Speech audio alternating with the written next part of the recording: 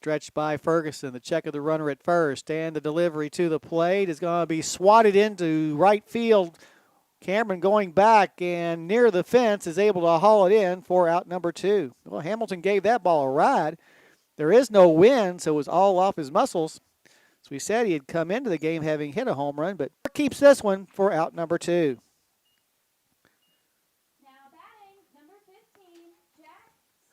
Jack Sell, the first baseman, will now come plateward. He's batting .314 this year on 22 out of 70. 6 doubles, a homer. He's had 16 RBIs and 13 runs scored. Campbell County, a very much senior-dominated club, 9 seniors. They also have 7 juniors. Throw to first, not in time. 5 sophomores and a freshman on the squad. Here on the Hilltop, Harrison County leads the series 14-4. Last time the two teams got together was 2 years ago. In the regular season, we played up at Claryville and lost 7-3. And then in the first round of the 10th region tournament over at Montgomery, we lost to these guys 7-1. Next pitch is taken outside. Flashing the signs, the third base coach and head coach, Scott Schweitzer, who's now in his 11th season as the head Camel. Kind of hard to believe that Coach Schweitzer's been there that long. We've got quite a few fans wearing purple on the third base side, come down to support their Camels here today. Next pitch is way outside.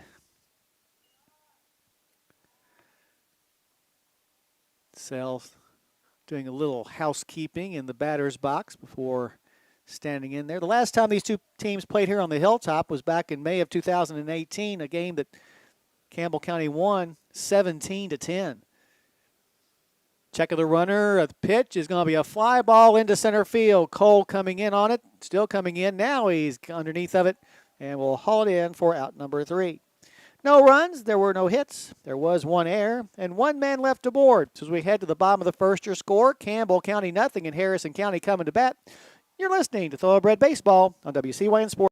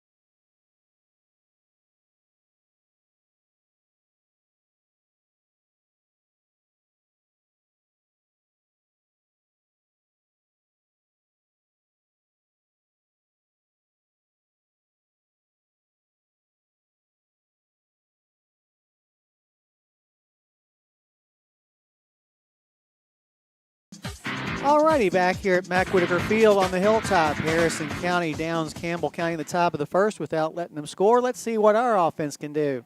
Leading off will be the second baseman, Elijah Harris. He'll be followed by the shortstop, Cliffy McIlvain. Batting third, Gunnar Cole, the center fielder.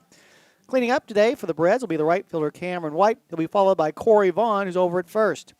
Batting sixth will be Mason Smiley. He's over at third. He'll be followed by this left fielder, Jay Sean Lewis. Batting eighth will be the designated hitter, Austin Nichols. He's designated hitting for the pitcher, Vince Ferguson. And rounding out the batting order today for the Breds will be the catcher, Connor Kilpala.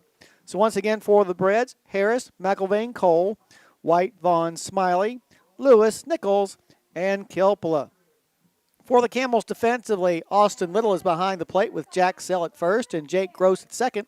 Logan Stevenson is at third base with Aiden Hamilton patrolling short. Evan Clarkson left, Greg Vineyards in center, with Josh Napier in right, all backing up the pitching of Evan Kuntz. First delivery from Kuntz to the plate is going to be swatted foul down the right field line and out of play for strike one. Kuntz on the year making his 8th appearance, his 7th start. He's thrown 24 2/3 innings, given up 18 hits and 14 walks while striking out 31. He's given up 15 runs, 10 of which have been earned. He has a record of 4-1 and an ERA of 2.84. In fact, those 4 wins are the most on the team. Next pitch is taken for a ball by Harris as the count evens up at 1-1. Elijah on the year, now batting .278 on 15 of 54. Has a double and a triple. He's also scored 19 runs as the next pitch is fouled out of play. Those 19 runs tied for the most on the team. Elijah also leads the team in walks with 16, leading to an on-base percentage of .480. So getting on base about 48% of the time. The wind and the next delivery to the plate from Kuntz is going to stay high as the count evens up at 2 balls and 2 strikes. Pleasant night for baseball, maybe a little bit on the coolish side, but otherwise very nice. Break-even pitch is going to be fouled off. This count remains at 2 balls and 2 strikes. Umpire behind the plate, I don't know, about 7 feet tall. He is one tall dude. 6'11"? Okay, thank you, Jimmy. Jimmy has the answers to all of those burning questions. How tall is the umpire? Harris steps back in. Leadoff batter for the Braves here in the bottom of the first. The wind and the 2-2 once again is up high, and that'll load the count at 3 balls and 2 strikes.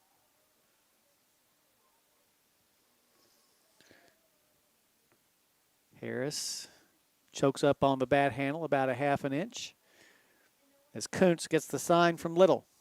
And the payoff to the play is going to be a little pop-up on the right side of the infield, calling for it the second baseman, Gross, and he'll have it for out number 1. Cliffy McIlvaine will now come to the plate, the shortstop today for the Thoroughbreds. McIlvaine on the year, now batting .283 on 13 out of 46. Has 16 runs scored and 11 RBIs. Those 16 runs, 4th best on the team. McIlvaine just very consistent, just goes out and does his job every day. The first pitch is high and inside for ball 1. No flash, just fields all the balls that come his way and gets on base most of the time. The wind and the 1-0 is a bouncer to the right side. Gross is there on to first base for out number 2. So 2 up and 2 down here in the home first will bring Gunnar Cole to the plate. Gunnar out in center field. Batting .333 now on 19 out of 57. A couple of doubles and 10 RBIs. Also has scored 17 runs. Retaping the guard on his upper arm before stepping into the batter's box. Crowding the plate just a bit as Cole's first pitch is taken up high for ball 1. This will be the only time during the regular season that these two teams will get together, which is the usual between these two. The 1-0 pitch is at the knees for a strike, evening up the count at 1-1. Cole didn't think much of that call by the home plate umpire, but looked pretty good from our vantage point. He'll step back in there now and await the next pitch from Kuntz. The delivery to the plate is tip foul into the mid of Little. Ball and 2 strikes the count now, and Kuntz just 1 strike away from retiring the side in order here in the bottom of the first. Tapping the plate with his bat is Cole. And the pitch is just a bit outside, and that'll even up the count at 2 balls and 2 strikes. Out in center field, Vineyard playing Cole to go the opposite way. So a big hole in left center towards the flagpole. Break-even pitch is a bouncer to the right side. Scooping it up will be the first baseman, Sell, covering his Kuntz. He catches the ball, and that will bring an end to the inning as the Braves go down 1-2-3. So as we head now to the top of the second, your score, Harrison County nothing and Campbell County likewise. You're listening to Thoroughbred Baseball on WCYN Sports.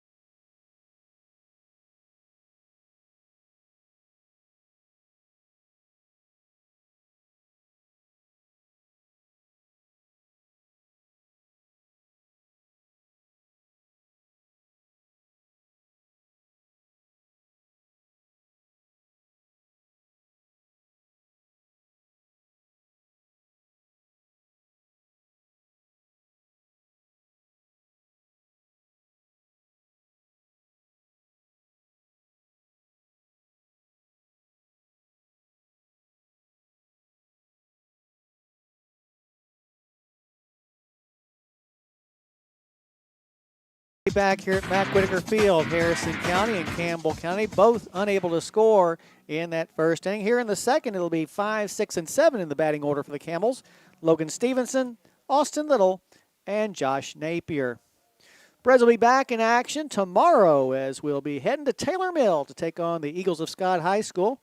10th region tournament being held up there, so it'll be a good chance for our guys to get to play on that field who may have never played there before.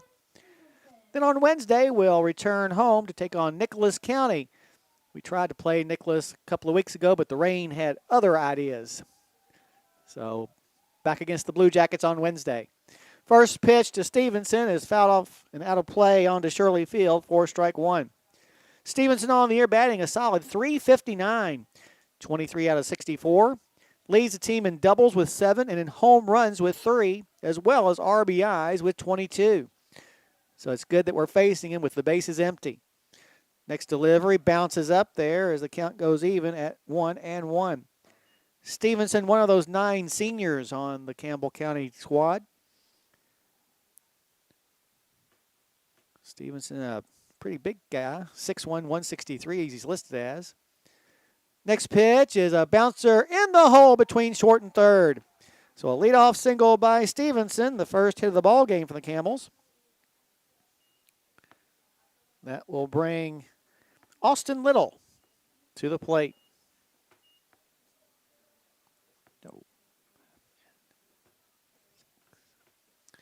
Little wears the number 6 on the back of his jersey. Harrison County in their home white uniforms with breads and block letters across the front and the cutout sleeves that they'll have the 3/4 or long sleeve in red.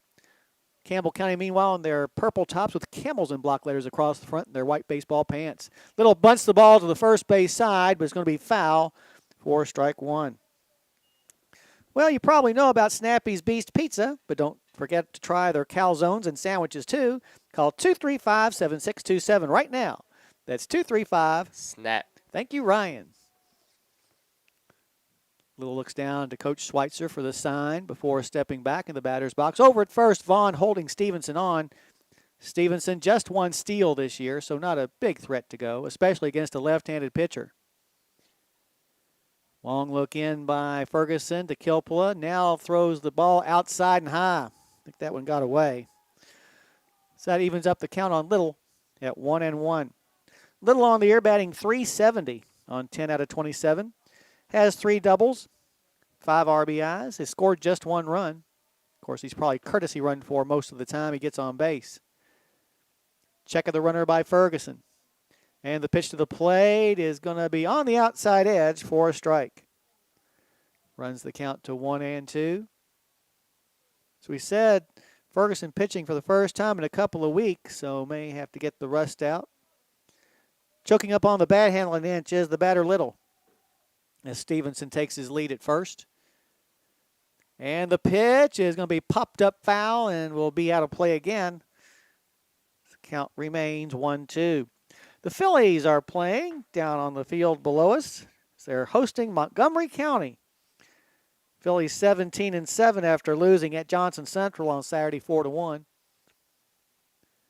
Phillies will be back in action on Thursday when they'll host Henry Clay at 6 o'clock. Next pitch is in the dirt. Nice stop by Kilpula. However, the count goes even at 2-2. Phillies will then head to the capital city to take on a couple of opponents in the Franklin County Triangle. They'll take on the host Lady Flyers at 5:30, and then we'll face Eastern at 7. So best of luck to the Phillies at Franklin. Next pitch is swung on and missed by Little for strike 3, and there's your first Kellyan's Pizza strikeout of the day for Vince Ferguson. So with 1 out now, and that runner still at first, the right fielder Josh Napier will come to the plate. Now batting, number 21, Josh Napier. Napier wears the number 21 on the back of his jersey. Short lead at first by Stevenson. Outfield playing the batter straight away. And now a throw over. They had him leaning, but he's able to get back in plenty of time. Josh Napier on the year batting .298 on 17 out of 57. Has 4 doubles, a couple of home runs. 9 RBIs and 12 runs scored. He also leads the team in getting hit by a pitch with 5. Lucas Harrington's going, 5. Lucas has been hit 10 times. Now here's a wild pitch that gets past Kelpla, and on down to second base will go Stevenson. So that'll put a runner in scoring position for the Camels with one man out here in the top of the second. There right now is no score. Napier looks down to get the sign as he steps into the batter's box. It'll take a gapper to score Stevenson from second. Pitch to the plate is, just inside for ball 2. 2 balls, no strikes to count. Napier, another senior. They're chock full of them. A look back at second by Ferguson, and the 2-0 hits him. And that will allow Napier to go on down to first with his 6th time being hit by a pitch this season. So with runners on first and second now, and one out, Jake Gross to the plate. Number 13, Jake Gross. Gross, a left-handed batting sophomore, also a member of the basketball team this past winter. The first lefty we've seen from the Camels coming in the 8th hole. Levels the bat as Ferguson goes from the stretch. And the pitch to the plate is going to bounce away, not far enough away for any advancement by Stevenson, but still 1-0 the count. Gross on the year, batting .200 on 4 out of 20. He does have a home run, a couple of RBIs, and a couple of runs scored in limited playing time. So better be careful with this kid. Look back at second. And the pitch to the plate is outside. Come on, Vince. 2-0 the count now to Gross. Vince doing a little housekeeping out on the mound. We talked about the Thoroughbreds playing Scott tomorrow and Nicholas on Wednesday. On Thursday, we'll head to Mount Sterling to take on Montgomery County. That game is slated to start at 5:30. Next pitch here is swung on and missed. A shoulder-high fastball that Gross couldn't catch up with it as the count goes to 2-1. On Friday, Franklin County will visit the Hilltop. If you'll remember, we played the Flyers at their place back on April the 17th and won 10-0. Then the weekend comes and we'll play Estill County at the Paris Invitational at 3. 1-2 is sliced into left field. Jay Sean is there for the easy grab as the second out is recorded. So at 2 down now, we'll head to the 9th place batter and Evan Clark. Clark, number 7. Number 7, Evan Clark. Clark on the year batting .259, 7 of 27. Couple of doubles and 3 RBIs. Looking into the dugout to get the sign is Kilpla. He'll now flash it onto the mound to Ferguson. And the pitch is going to be hit hard but foul out of play towards a couple of vehicles there in front of the concession stand. And speaking of the concession stand, looks like there's going to be none to very little waiting. So it's supper time. Go and get your supper and also support your Breads baseball boosters. Check of the runner at second base by Ferguson. And the pitch to the plate is sliced foul and out of play to the right side. This count goes to 0-2. So after allowing 2 of the first 3 batters to reach here in this inning, Ferguson just 1 strike away from getting out of it without any trouble. Score still tied at 0-0. The 0-2 is a punched ball past the diving McIlvain and into center field. The runner at first thought about coming down the line, but is stopped at the last moment wisely by Coach Schweitzer. But with 2 outs, the bases are loaded with Camels as we head back to the top of the order. I'll bring Greg Vineyard back to the plate. He had a ground ball out to shortstop when he came to bat before. Now batting, number 8, Greg Vineyard. Vineyard levels the bat as the runners take their leads. Ferguson's first pitch is outside and high for a ball. No place to put him. Vineyard with just 5 RBIs this year, but he has a chance with a big hit to get A couple of more in. Next delivery is inside, kicks past Kilpla, coming down from third is Stevenson, who will score on the wild pitch. So the Camels will take the early 1-0 advantage. Nothing Kilpla could have done about that one as the count goes to 2-0. Also on the play, Napier moves to third and Clark moves down to second base.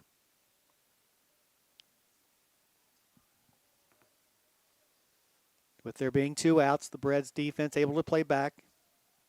So the next pitch is delivered, a bouncer to the left side. McIlvain has it, fires to first, and it's going to be not in time, they're going to say.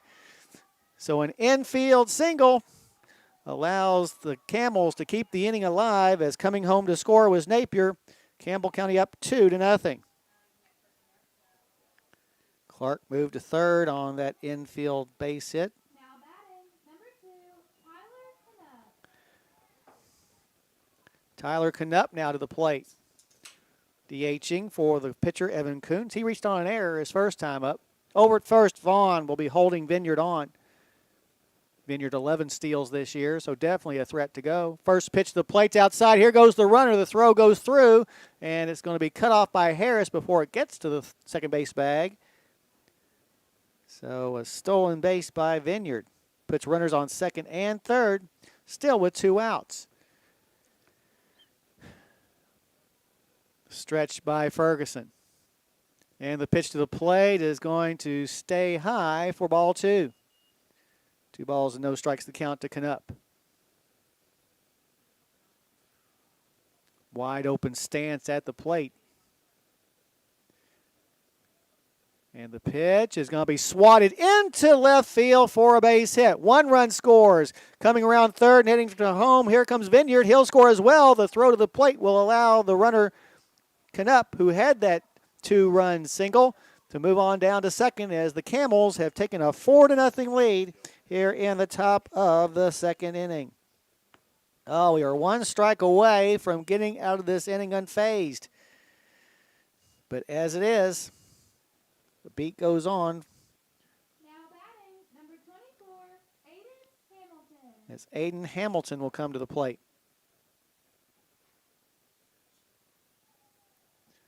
Hamilton, a fly ball out to right field, a deep fly ball to right field his first time up. First pitch here is slammed high and hard into deep right field. White going back to the fence, and did he have enough room? Yes, he did, as he reached over the fence to bring it in for out number 3. But 4 runs come in the inning. It came by way of 4 base hits. There were no errors and 1 left. As we head now to the bottom of the second, your score, Campbell County 4 and Harrison County nothing. You're listening to Thoroughbred Baseball on WCYN Sports.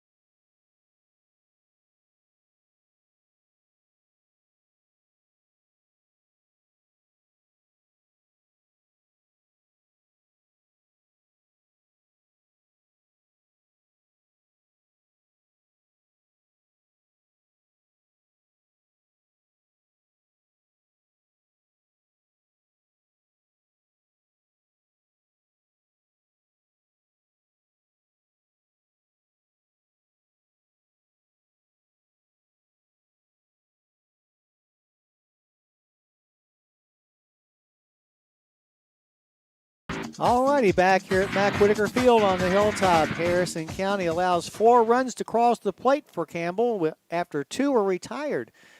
They now have to face a 4-0 deficit. In the bottom of the second, it'll be the middle third of the order coming up. Cameron White, Corey Vaughn, and Mason Smiley. As Kuntz definitely with the advantage now in this 4-run advantage. Number 16, Cameron White. Breads as a team came into the ball game batting .318, which is fantastic, with a .466 on base.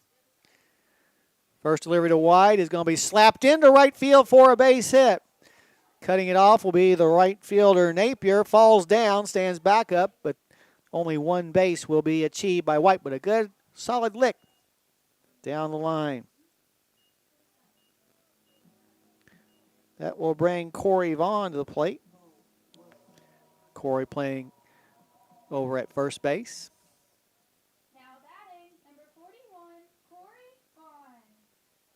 Over at first base, Sell will be holding White on. Cameron with 4 steals this year. First pitch to Vaughn is slapped high and hard into deep center field. Going back Vineyard, and this ball is going to be out of here. Home run for Corey Vaughn has cut the deficit in half as the Reds have come back to within 2 at 4-2. First varsity home run for the freshman Vaughn, the first of, I'm sure, many more to come. But good to see him being able to round the bases as the Reds now trail just 4-2.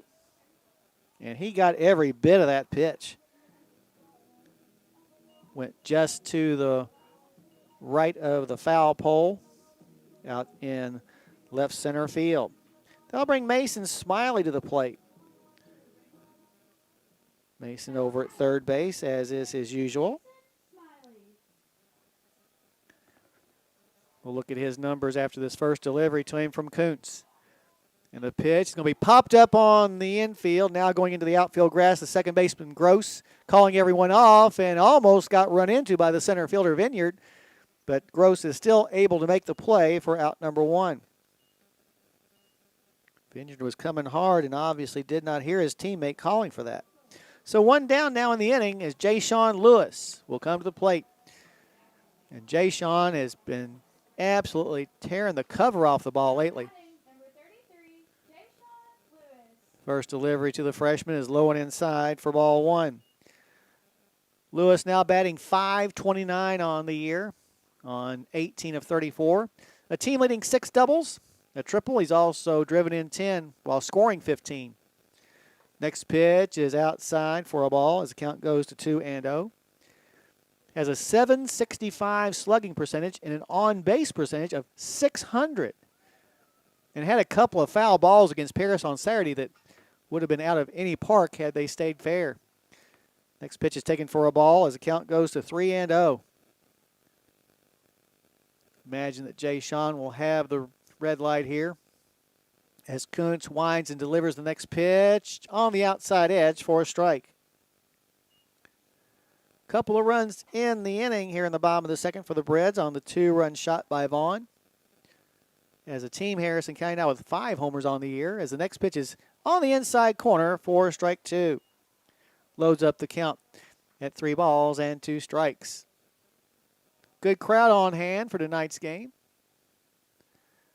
Payoff pitch to the plate is outside ball 4. So Lewis gets the free pass on down to first base. Only the 6th time that Jay Sean has walked this season. We'll bring Austin Nichols to the plate, the designated hitter. He's batting for the pitcher, Vince Ferguson. Wheels the bat around as he awaits the first delivery to him from Kuntz. Nichols on the year batting .306 on 11 of 36. Has a double and 7 RBIs. Big lead at first by Lewis. The pitch to the plate's going to be fouled off, though, right at the plate for strike 1. Lewis on the season with 6 stolen bases. As Austin stands back in there and awaits the next delivery to him from Kuntz. Outfield playing him fairly deep. Now here's a throw to first, but not in time. Get an insurance agent that gets you covered like an All-American center fielder. That's Dan Furnish here in Harrison County. Call 234-4514 to talk to Dan. Nichols called time, but it was after the pitcher had gone into his motion. The ball crosses the plate for strike 2. So 0-2 the count on Nichols.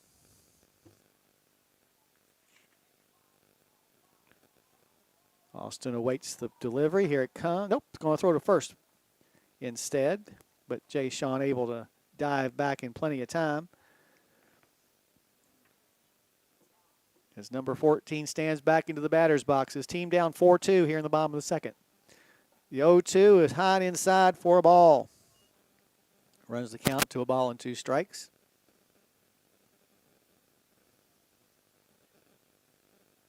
Nichols taking his time, getting ready in the batter's box. Now we're ready to go. Big sized lead at first by Lewis. And the pitch to the plate is going to be inside again, almost at the same exact place as the previous pitch, which will even up the count at 2-2. Getting the sign from the dugout was the catcher Little. Flashes it onto the mound, and the break-even pitch is on the outside corner for strike 3. Nice pitch. That'll be the second out of the inning and bring Connor Kilpla to the plate. Kilpla getting the start behind the plate here on senior night. Connor in limited play this year, batting .333 on 1 out of 3. Has a double and an RBI and a run scored. He's also walked 4 times. Now batting, number 35, Connor Kilpala. Kilpla plans on attending the University of the Cumberlands next year. Kuntz eyes the runner at first. His pitch is outside. Here's a snap throw down to first, but not in time. Ball 1. Campbell County over the last few years, one of the teams that is always in the conversation for the 10th region title. And this year no different. Despite the record of 13-9-1, they played a very tough schedule. Lewis a huge lead at first. And the pitch to Kilpla, a bouncer to short. Shortstop Hamilton will flip it to Gross to get the easy out at second base and end the inning. But the Breds come up with a couple of runs on the 2-run homer by Corey Vaughn. That was one of a couple of base hits. There were no errors. And 1 man was left on base. So as we head to the top of the third, your score, Campbell County 4 and Harrison County 2. You're listening to Thoroughbred Baseball on WCYN Sports.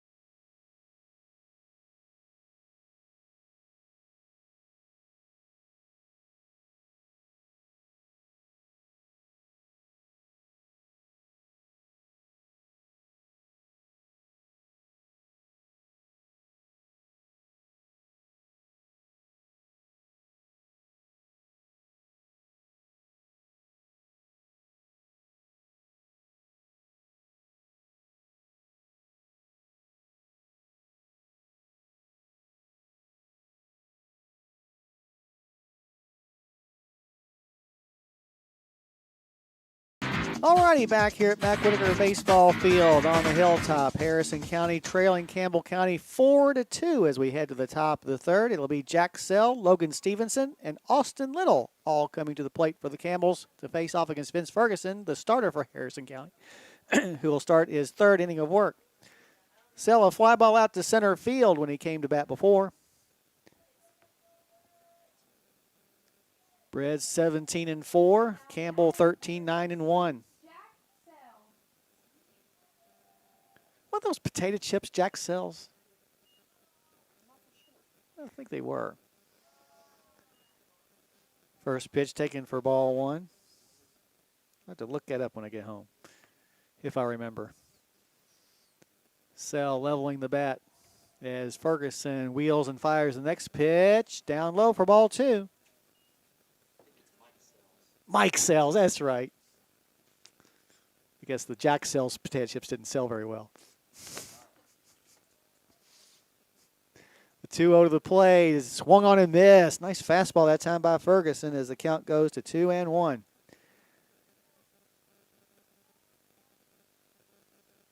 Now you got me wondering if Jack Sells related to Mike Sell. Probably. The 2-1 is smashed foul down the left field line by about 3 inches. This count evens up at 2-2. Kellyan's Pizza serving up great food, just like the Breds and Phillies are serving up strikeouts. Call 298-2048 to order for pickup or delivery right now. Yep, they're still open. Sell wheels the bat around as Ferguson gets the sign from Kilpala. And the break-even pitch is swatted to the left side off the glove of Smiley. And reaching on the air will be Sell. Well, Mason, the hard luck victim that time of a ball that hit the cut of the grass and took a funny hop, and he just got eaten up by it. It's the second error of the ball game committed by the Thoroughbreds, who have gotten great pitching over the last 4 games during the winning streak, but the defense has still been a little shaky. At the plate now, Logan Stevenson. He singled and scored his first time up. First pitch of the play is going to be popped up foul and down to Shirley Field for strike 1. Well, the tennis team, as we speak, is playing against Bourbon County. They'll take on Mason County tomorrow here on the Hilltop for the final game of the regular season. The Phillies will be, and Brad's tennis teams will be hosting the regional tennis tournament, though, here.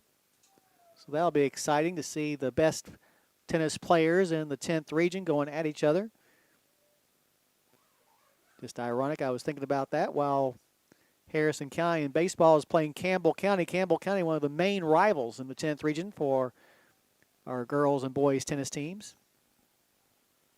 A look at first by Ferguson.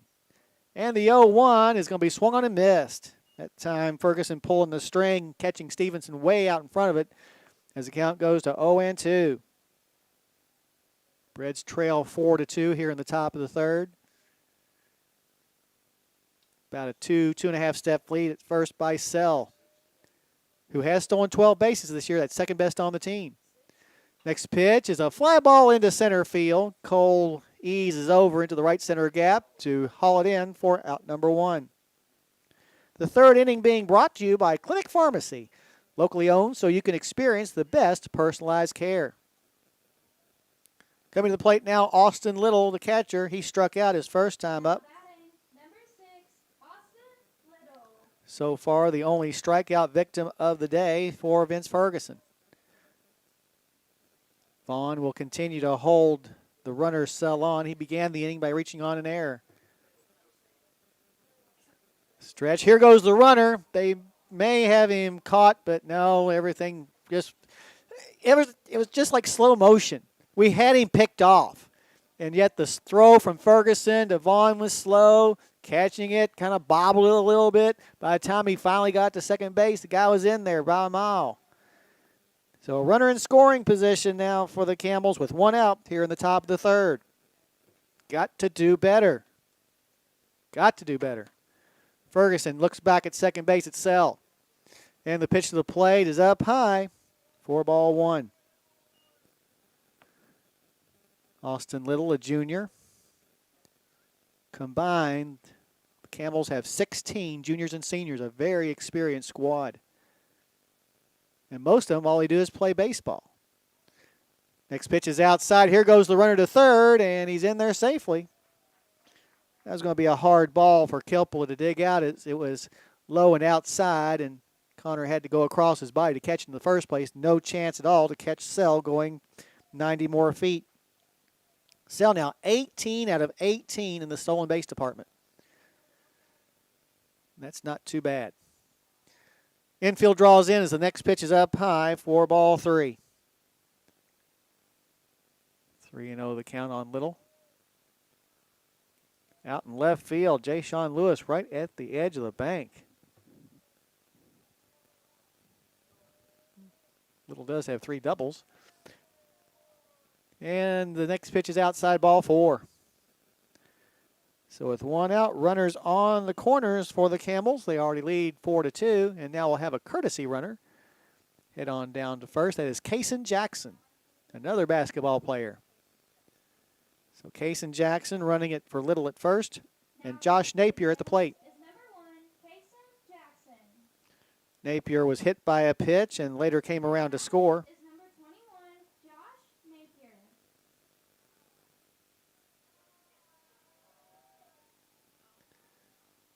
Napier playing out in right field. Corner. Now here goes the runner. The pitch is down low and outside and kicks away from Kilpala. So an easy steal for Jackson. That's 3 steals in the inning now for Camels. So runners on second and third now. Infield draws back in again. Next pitch is on the outside corner for a strike. There you go. Count evens up at 1-1.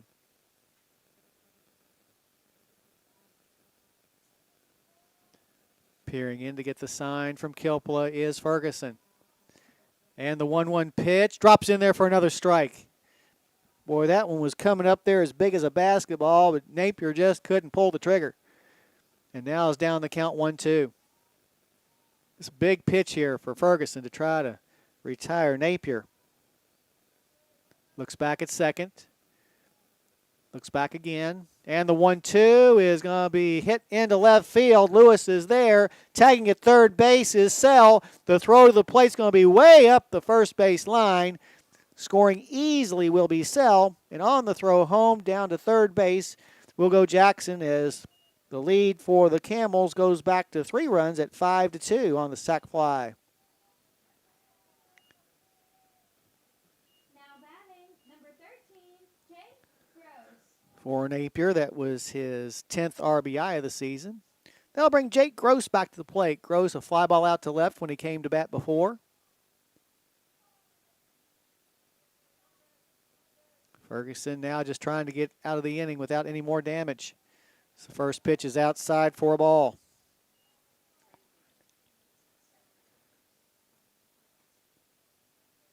Ferguson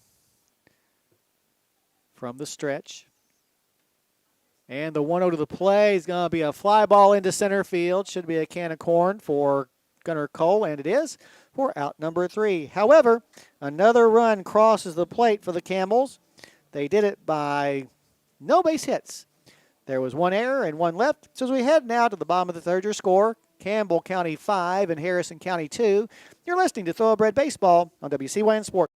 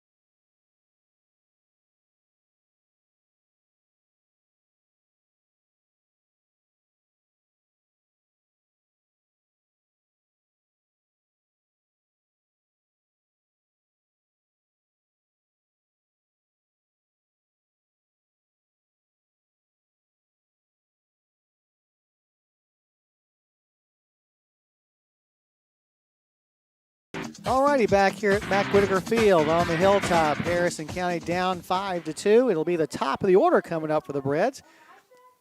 Elijah Harris, Cliffy McIlvain, and Gunnar Cole. All 3 of those guys were retired by Kuntz in the top of the first. Here's a bunt attempt by Harris. Back to the mound, scooping it up. Kuntz, his throw to first in time to catch Harris for out number 1. Umpire went down. How'd that happen? Yeah. Andrew Wagner's going out to check him out. But the out goes 1-3. Umpire says, I'm all right. Gives the call of out. Andrew's satisfied with that answer. And we'll get back to baseball here in a second. You probably know about Snappy's Beast Pizza, but don't forget to try their calzones and sandwiches too. Call 235-7627 right now. That's 235. Snap.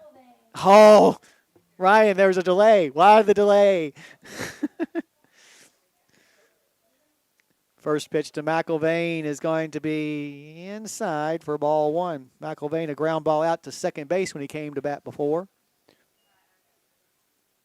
Out in center field, Vineyard playing him to go the opposite way. The 1-0 is at the knees for a strike as the count evens up at 1-1. Third inning being brought to you by Clinic Pharmacy, locally owned so you can experience the best personalized care. Kuntz gets the sign from Little, and the 1-1 to the plate is going to stay up high for ball 2. 2-1 the count to the Bread shortstop. Several fans sitting outside their cars watching the game. The 2-1 is going to bounce up there for ball 3. Only one walk has been issued by Kuntz so far. That was to Jay-Sean Lewis last inning. But it's down the count 3-1 here with 1 out and nobody on. Harrison trailing 5-2 in the bottom of the third. Next pitch is a chopper past the mound, but the shortstop Hamilton is there to grab it and head it on to first for out number 2. So 2 down now in the inning. It's up to Gunnar Cole to try to start a 2-out rally. Gunnar bounced out 3-1 when he came to bat before. Now batting, number 30, Gunnar Cole.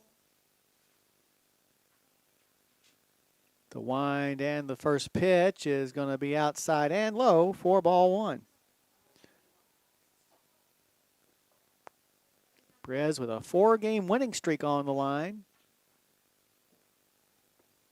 having defeated the likes of Connor, Pendleton County, Bourbon County, and Paris. Here's a bouncer to the left side, scooping it up. The third baseman, Stevenson, his throw to first is not in time. So good hustle down the first base line by Cole for the infield single. Keeps the inning going for Cameron White. Cameron singled his first time up and later came home ahead of the home run by Corey Vaughn. Now batting, number 16, Cameron White. White levels the bat and now will step in.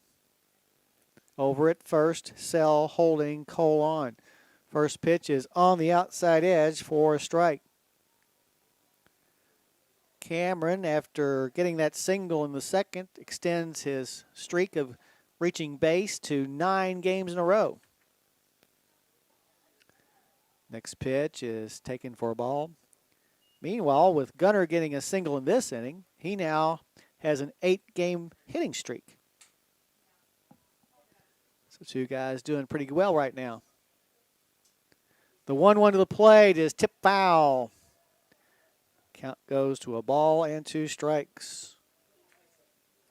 So White's going to have to choke up a little bit and not swing so hard and just try to place it somewhere. About a step lead at first by Cole. And the pitch is on the knees for strike 3, and that'll be the inning. No runs, a hit, no errors, 1 left. We're heading to the 4th, and your score, Campbell County 5 and Harrison County 2. You're listening to Thoroughbred Baseball on WCYN Sports.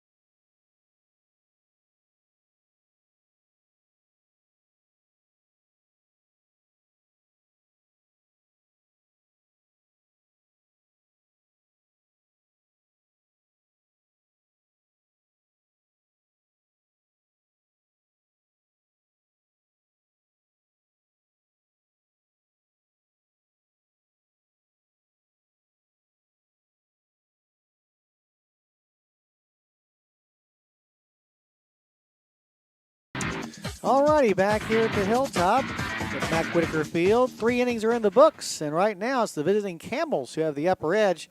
5-2. Your numbers through the first 3 show Campbell with 5 runs on 4 hits, no errors. They've left 3 runners stranded. Meanwhile, the Thoroughbreds, a couple of runs on 3 hits. They've committed the game's only 2 miscues and have left 2 aboard. 9, 1, and 2 coming up for Campbell here in the top of the 4th. Evan Clark, Greg Vineyard, and Tyler Canup. Clark singled and scored back in that 4-run second, which right now is the deciding inning. As Campbell leads 5-2, they scored an unearned run in the third. Ferguson's first pitch to Clark is going to be swung on and missed for strike one. Fourth inning being brought to you by Palmer Hampton Realty. Are you looking to buy or sell your home? Call them today and let them work for you. Next pitch by Ferguson is a bouncer to the left side. Picking it up, Smiley. His throw to first pulls Vaughn off of the bag and goes over the fence for an error. Holy cow. So a two-base error puts a runner in scoring position for the Camels with nobody out and the top of the order coming up. Number 8, Greg Vineyard. Vineyard had an RBI single his last time up and later came around to score himself. He's also the ground ball out to short. Unreal. A look back at second by Ferguson. Harris trying to keep the runner close. And the pitch to the plate is going to be low for a ball.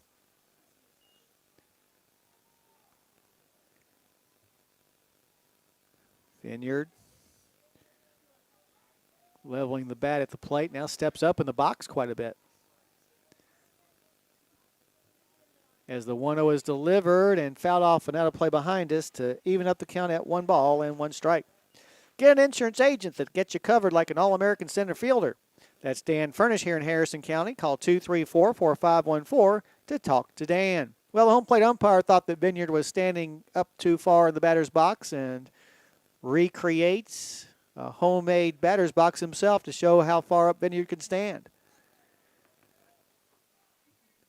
Next pitch is swatted down the left field line, and this ball is going to curve foul and go out of play as well as the count goes to 1-2. Well, tomorrow the track team will be at Scott County for the all-comers. So while the baseball team is in Taylor Mill, the track people will be in Georgetown. And the Phillies will be off until Thursday. Right now, the Phillies taking on Montgomery County on Shirley Field below us. 5-2 here on Mack Whitaker Field, though. Camels up. A look back at second, and the pitch to the plate is outside. Evens up the count at 2-2. As we mentioned before, Campbell County has won 6 in a row against the Thoroughbreds. And right now in the catbird seat of making it a 7th consecutive win. But still a lot of baseball to be played. We're just in the 4th. And it's just a 3-run game. Next pitch is fouled out of play. This count remains 2 balls and 2 strikes. A runner on second and nobody out for Campbell. Very vocal dugout today. As Kilpala flashes the sign to the mound. Check back at second, and the pitch to the plate is swung on and missed. Woo! There's another Kellyan's Pizza strikeout this time. Greg Vineyard swinging through air. Now batting, number 2, Tyler Canup. Tyler Canup to the plate now. He's reached base twice. Had a 2-run single in that 4-run second. He's also reached on an error. One of the 3 errors committed by the Harrison defense today.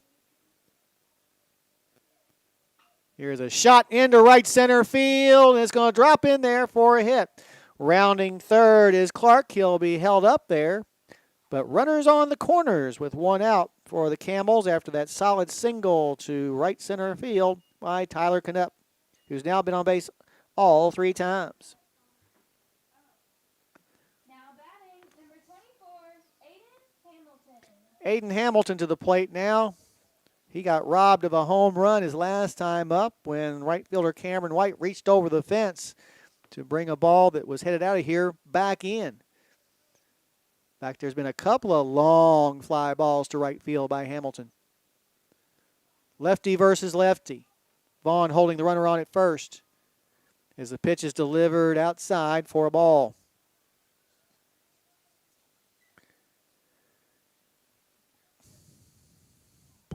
UK Wildcats over the weekend lost 2 out of 3 to Florida, and right now on the bubble, as they say, for the NCAA tournament.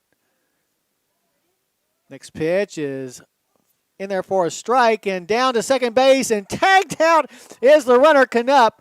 For whatever reason, Canup decided he didn't need to slide, and when he put on the brakes to slow up going into the second base bag, he was tagged out.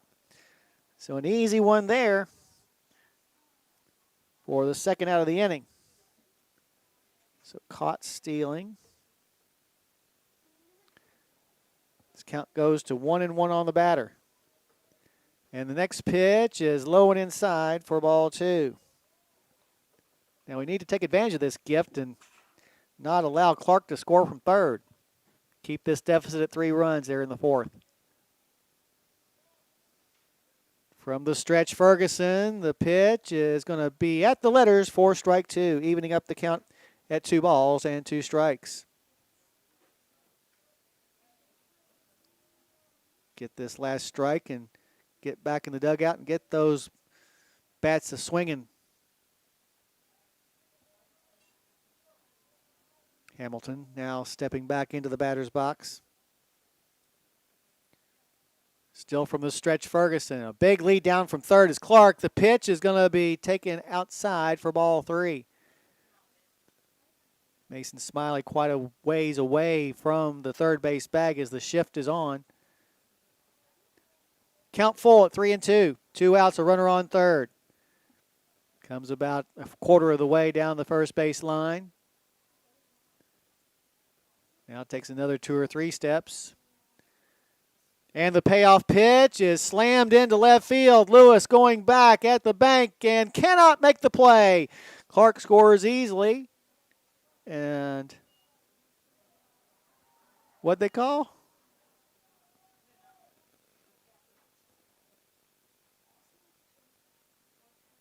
I don't know what's going on there.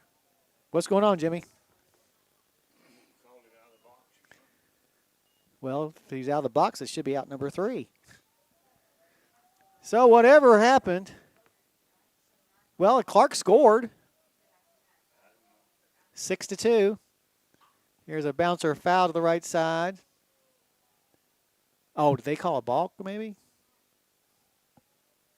I don't know. Either way, it's 6-2. We'll call it a balk because we don't know any different. Here's a bouncer up the middle, knocked down by McIlvain, but he will not have a play. We're going to call that an infield single. So the beat goes on for the Camels, who have scored 4 in the second and single runs in the third and fourth. Let's hit a fly ball out to center field. Now batting number 15, Jack Sell. Reds came into the contest with a record of 12-1 against 10th region opponents. Their only loss so far against a 10th region team, that 1-0 loss to Bishop Brossart. Pitch is swung on and missed for a strike, as going down to second unabated will be Hamilton. So the Camels just keep on running. 0-1 the count to the batter, Sell. Batting in the cleanup spot today.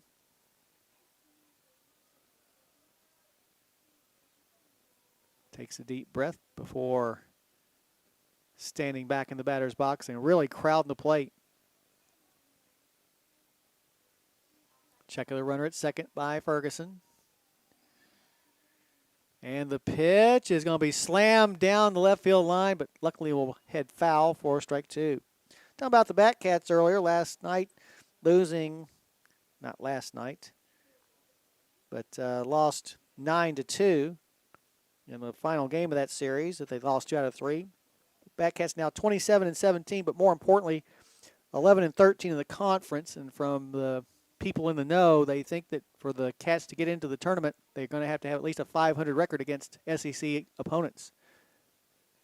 Next pitch is outside as the count goes to 1-2, which is going to be difficult because they got South Carolina at home this weekend, but then they have to make a trip down to Nashville to take on the second-ranked team in the country, the Vanderbilt Commodores.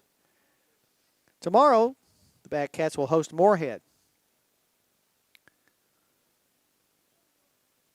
1-2 pitch is a bouncer to the left side, fielded by McIlvain. He'll throw it on to first base to get the out, and that will be the third of the inning. But another run comes in for the Camels. Came by way of a couple of base hits. There was one error and one man left. We're heading to the bottom of the fourth with your score. Campbell County 6 and Harrison County 2. You're listening to Thoroughbred Baseball on WCYN Sports.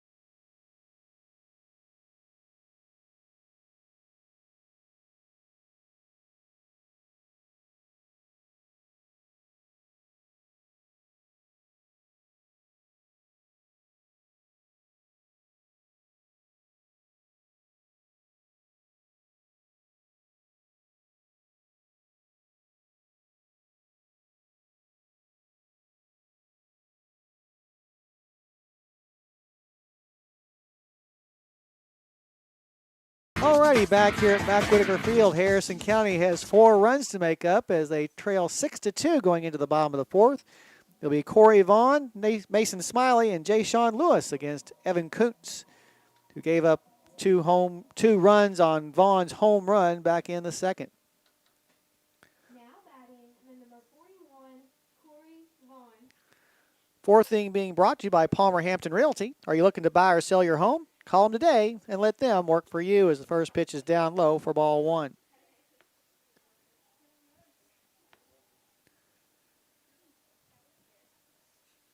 Reds trying to avoid their 5th loss of the season, but they got some work to do. Next pitch is up high as the count goes to 2 balls and no strikes.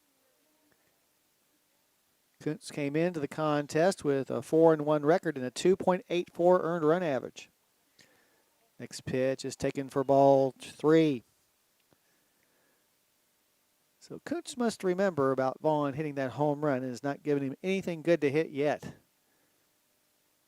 That homer by Vaughn, his first of the season, coming on the first pitch he saw from Kuntz. The 3-0 is right down Main Street for strike 1, and Vaughn was taking all the way, which is what should be done if you're down by 4 in the fourth. Next delivery is going to be outside ball 4. That's what we need, base runners. So the walk to Vaughn gets the leadoff batter aboard here in the bottom of the fourth. For Corey, his 9th walk of the year.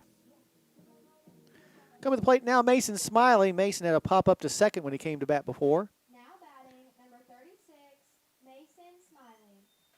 Over at first, Jack Sell will be holding Vaughn on. First pitch to Mason is going to be popped up on the right side in foul territory, and it is going to drop out of play for strike 1. Kellyan's Pizza is serving up great food, just like the Breads and Phillies are serving up strikeouts. Call 298-2048 to order for pickup or delivery right now. That game against Scott tomorrow up in Taylor Mill is scheduled at 5:30. Nicholas County comes to town on Wednesday. That starting time is 5 o'clock. And as far as I can remember from the forecast, no threat of rain. The Breads and the Jackets had gotten in a couple of innings before the rains washed out their contest earlier this season. Pitch to the plate is going to be swatted foul down the left side and out of play. Smiley now in the hole, no balls and 2 strikes. This one area that this very young Harrison County team has struggled with so far this year is batting and getting hits with a 2-strike count. The one exception, no big surprise, Jay Sean Lewis, who's batting .500 this year with a 2-strike count on him. That's unbelievable, especially for a freshman. The 0-2 to Smiley, a bouncer to the left side. Hamilton has it. He'll scoop it over to Gross for one, and that will be the only out that they'll get. But the lead runner is retired as Smiley reaches on a fielder's choice. Coming to the plate now, Jay Sean Lewis. Lewis walked his first time up. In fact, he is the only, well, along with Vaughn, the only 2 walks given up today by Evan Kuntz. Smiley takes a short lead at first. And the pitch to Lewis is on the outside part of the plate for strike 1.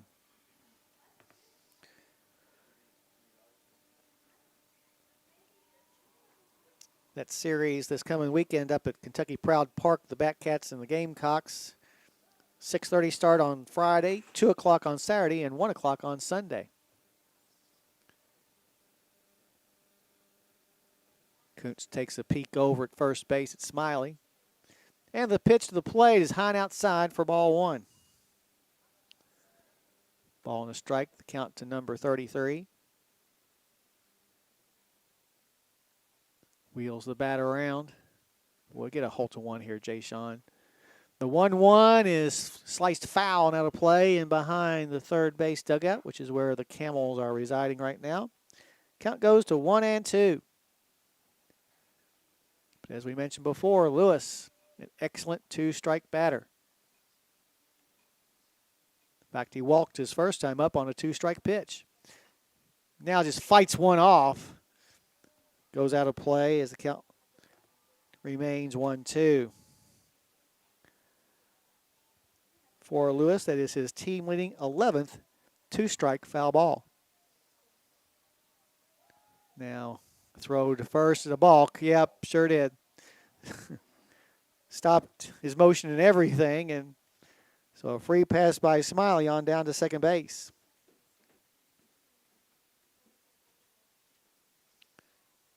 1-2 count to Lewis. If nothing else, let's get Smiley home and cut into this 4-run deficit. There is just 1 out in the inning. Pitch is sliced foul just over the Campbell dugout. So a couple of 2-strike foul balls by Lewis in this plate appearance. On the year, Lewis 6 for 11 with runners in scoring position. Another stat which he excels in. Here's a pop-up to the left side. Stevenson will not have a play as it drops out of play. So the plate appearance continues with the third 2-strike foul ball as Lewis keeps battling Kuntz.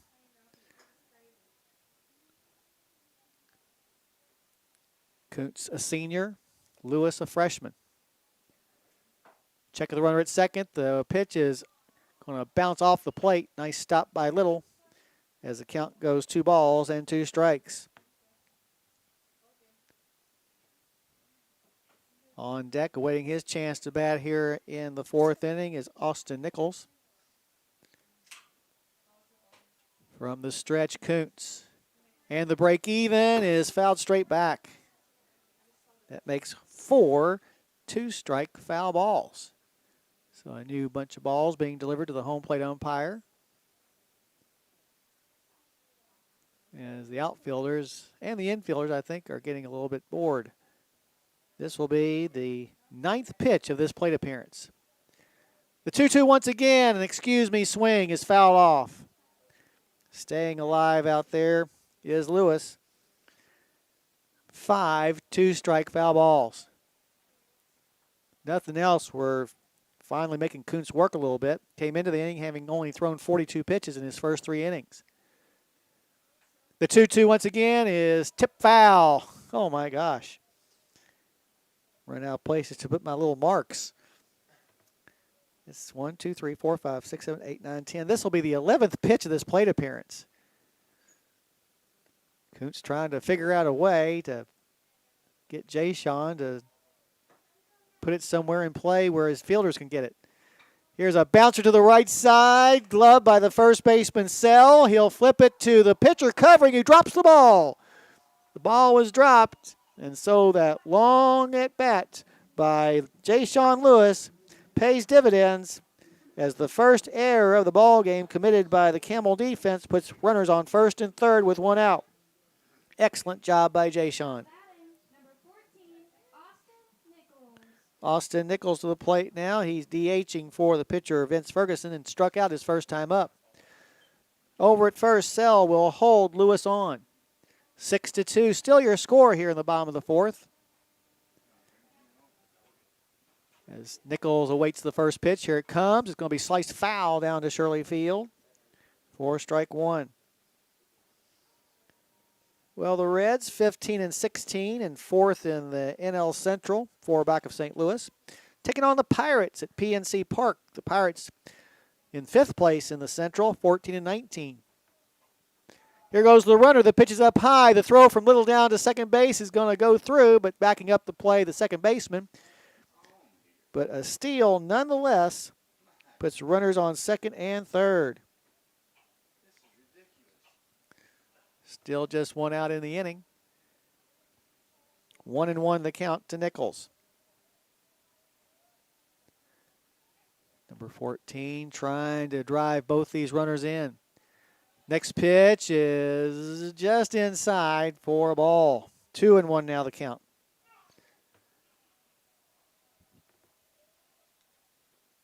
Nichols stands back in there and awaits the next delivery. And it's going to be a bouncer to the left side. The shortstop, Hamilton, has it. He'll throw to first base to retire Nichols for the second out. However, coming home from third will be Smiley as Harrison County back to within 3 at 6-3. So give an RBI to Nichols on the play for Austin. That is his 8th RBI of the year. Connor Kelplow will come to the plate now. Connor grounded into an inning-ending fielder's choice his first time up. Now batting, number 35, Connor Kilpala. Now we'll try to get that runner home from third. First pitch is going to be popped up in behind the plate. Catcher Little, will he have a play? No, as it hits off the top of the press box for strike one. Kilplow wears the number 35 on the back of his jersey. As Kuntz and Sell have a little joke between them as they go back to their respective positions. Reds with 2 runs in the second, another one here in the fourth. Meanwhile, Campbell 4 in the second and single runs in both the third and fourth innings. The next pitch to Kilpala is going to bounce up there, gets away from the catcher, coming down the third base line. Lewis will score easily. So the Reds are back to within 2 at 6-4. Boy, that at-bat by Jay-Sean Lewis where he fouled off 6 2-strike pitches, huge. 1-1 now the count to Kilpala with the bases empty. 6-4 now your score in the bottom of the fourth. The next pitch to Connor is going to be taken up high for a ball. 2-1 the count.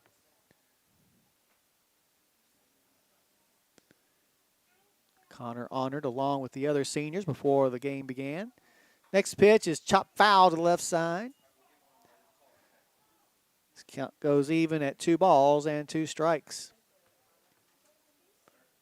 Out in center field, Vineyard playing Connor to pull. Lights just now taking effect here on the hilltop at Mac Whitaker Field. Wind starting to blow a little bit in. 2-2 pitch is fouled off. This count remains 2 balls and 2 strikes. Well, most of the folks who started out watching the game from outside of their vehicles have stayed outside, but I'd say that's probably getting a little coolish now with that wind blowing. 2-2 once again is popped up foul and out of play the right side.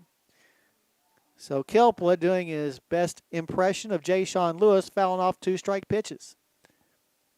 Let's hope he is just as successful as far as getting on base. The 2-2 once again is outside. Oh, on the outside corner for strike 3. But 2 more runs cross the plate for the Reds. There were no base hits. There was 1 error. And as it ends up, nobody was left on base. So as we head now to the top of the 5th, your score, Campbell County 6 and Harrison County 4. You're listening to Thoroughbred Baseball on WCYN Sports.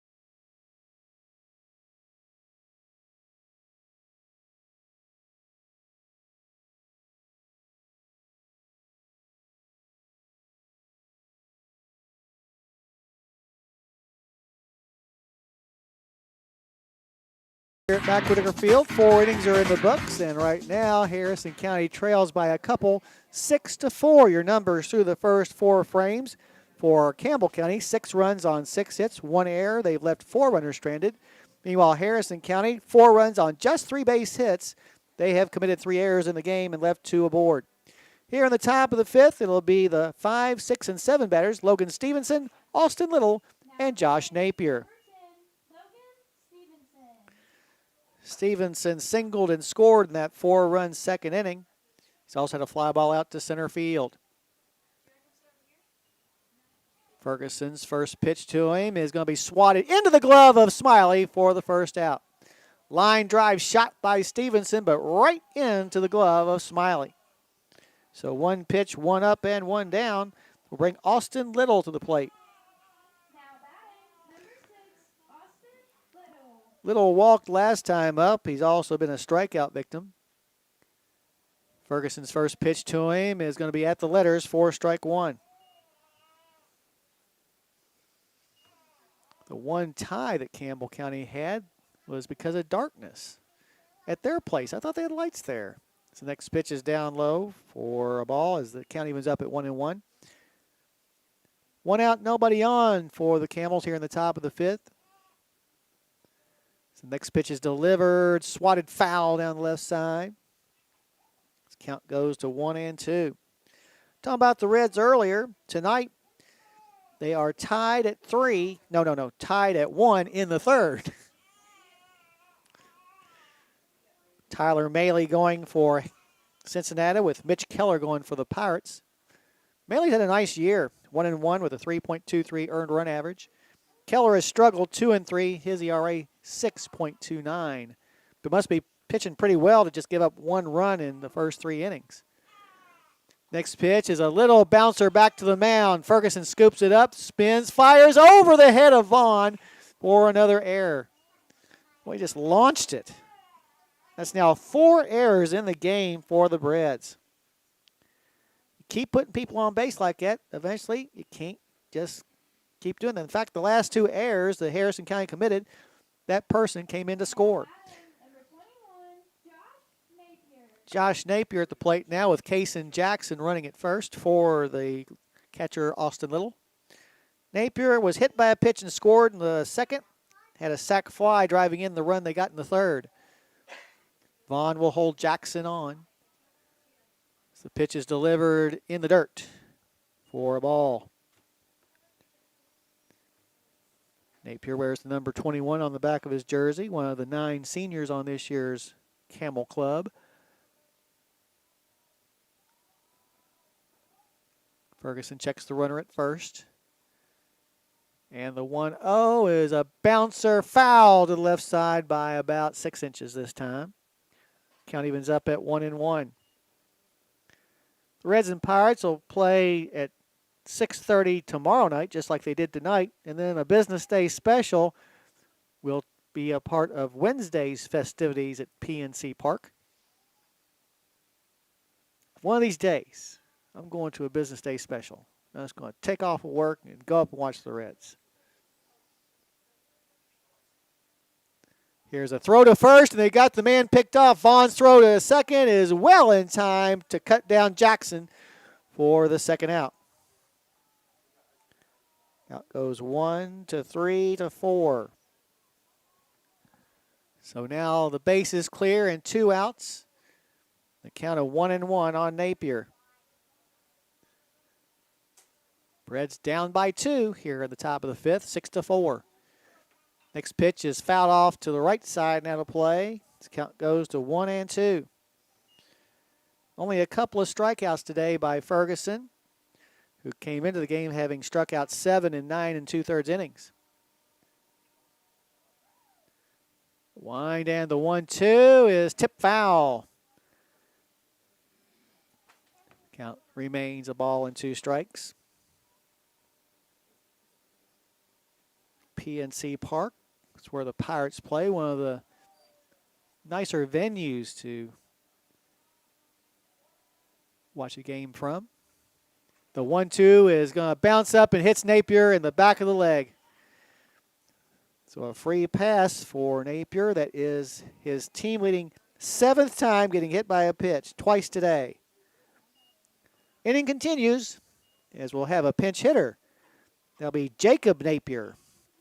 So Jacob Napier batting for Gross. Now pinch hitting is number 34, Jacob Napier. Here in the 5th. See, Jacob Napier this year batting .250 on 10 out of 40. Has a couple of doubles, a couple of home runs, and 7 RBIs. So watch yourself. Jacob Napier, a junior. First delivery to him is going to be on the outside corner for strike 1. Let's see here. 5, 10, 11. This will be the 90th pitch thrown by Vince here in the game. We're in the 5th as the next pitch is going to bounce up there. Nice stop by Kelpla. However, the count goes even at 1-1. A runner on first and 2 outs for the Camels, who have scored at least 1 run in the last 3 innings, but have yet to score in this frame. Ferguson trying to make sure that that remains the way it is. The 1-1 pitch is high and tight. 2 balls and a strike now, the count to Jacob Napier. Looks down to Coach Schweitzer for the sign before stepping back in the batter's box. Vaughn continues to hold the runner Josh Napier on. Stretch to look, and the pitch is tip foul into the mid of Kilpala for strike 2, evening up the count at 2 balls and 2 strikes.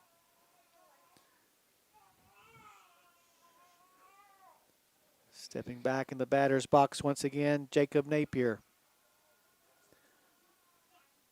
And the break even is a bouncer to the left side, but they're going to say it was fouled off of the foot of Jacob Napier, so the count remains 2 balls and 2 strikes.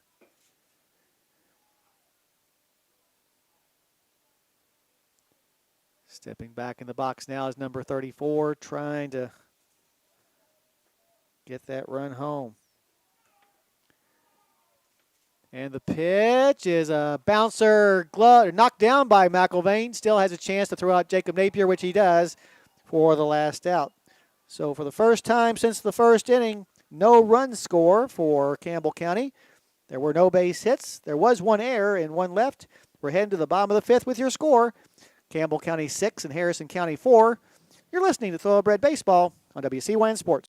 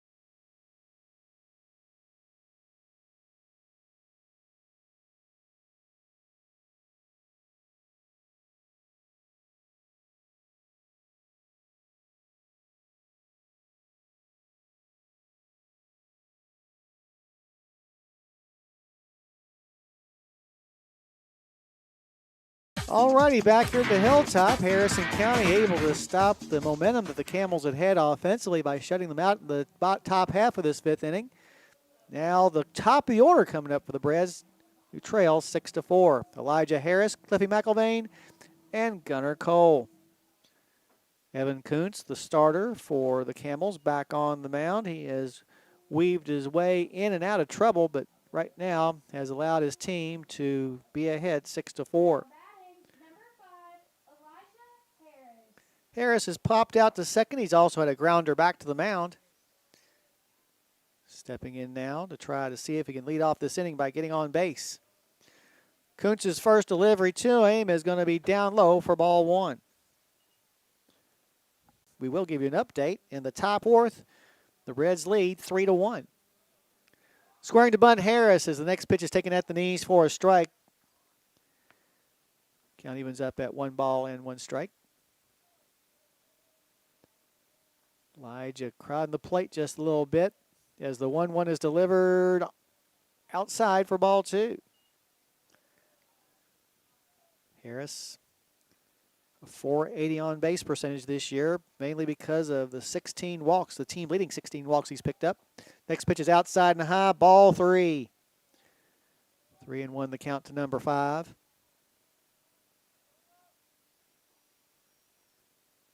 Kuntz collecting himself in behind the pitcher's rubber now. He steps it on it and gets the sign from Little. The 3-0 is going to be inside and low, ball 4. So the leadoff batter gets aboard for the Breds here in the bottom of the 5th inning. Just what the doctor ordered. A base runner. They'll bring Cliffy McElvain back to the plate. He's grounded to second and to short.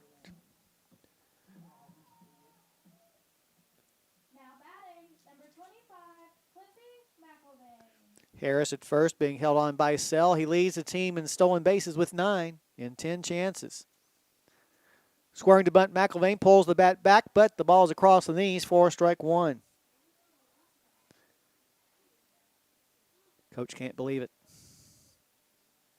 Wanders down the right field line a ways. As the next pitch is delivered, a little looper into right field, but Napier is there for out number 1. I thought that ball was going to drop a lot faster than it actually did. So a runner on first and 1 out for Gunnar Cole. Gunnar, a single last time up. He's also grounded out 3-1. And with that base hit earlier, he extends his hitting streak to 8 games in a row. Now batting, number 30, Gunnar Cole. Good size lead at first by Harris. And the pitch to Cole is up high for a ball. Breds down 6-4 here in the bottom of the 5th.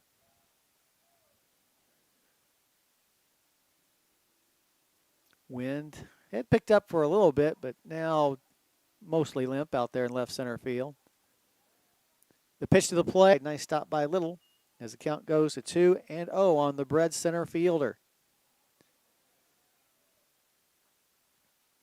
Just the batting gloves before stepping back in the box.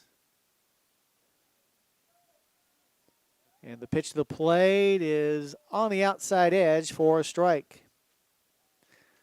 2-1 now the count to number 30. On deck, Cameron White. He's already had a run scored in this game after singling. We need for Gunnar to get on base. Here's a pop-up foul and in behind us. This count goes even at 2-2. Gunnar not prone to strikeouts. Has only struck out 8 times this year, which is not bad being that this is our 22nd game. From the stretch, Kuntz. The break even is on the outside corner for strike 3. Second out of the inning is recorded. Harris still at first. He reached on that leadoff walk, and Cameron White to the plate. He singled and scored in the second. Struck out to end the third.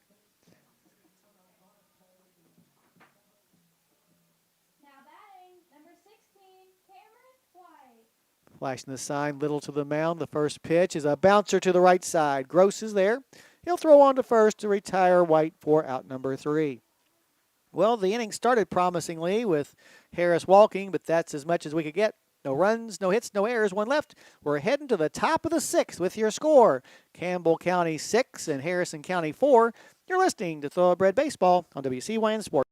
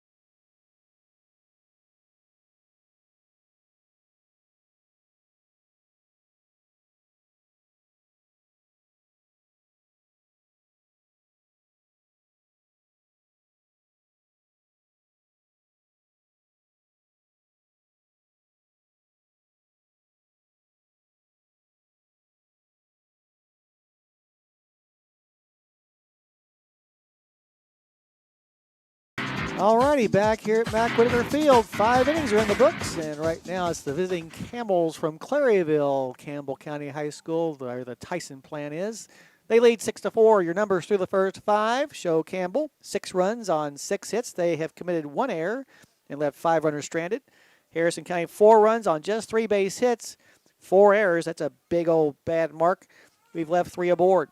It'll be 9-1-2 coming to the plate here in the 6th. Evan Clark, Greg Vineyard, and Tyler Knupp. Clark, despite batting out of the 9th spot, has been on base twice, singled and scored in the 2nd, reached on an error and scored in the 4th.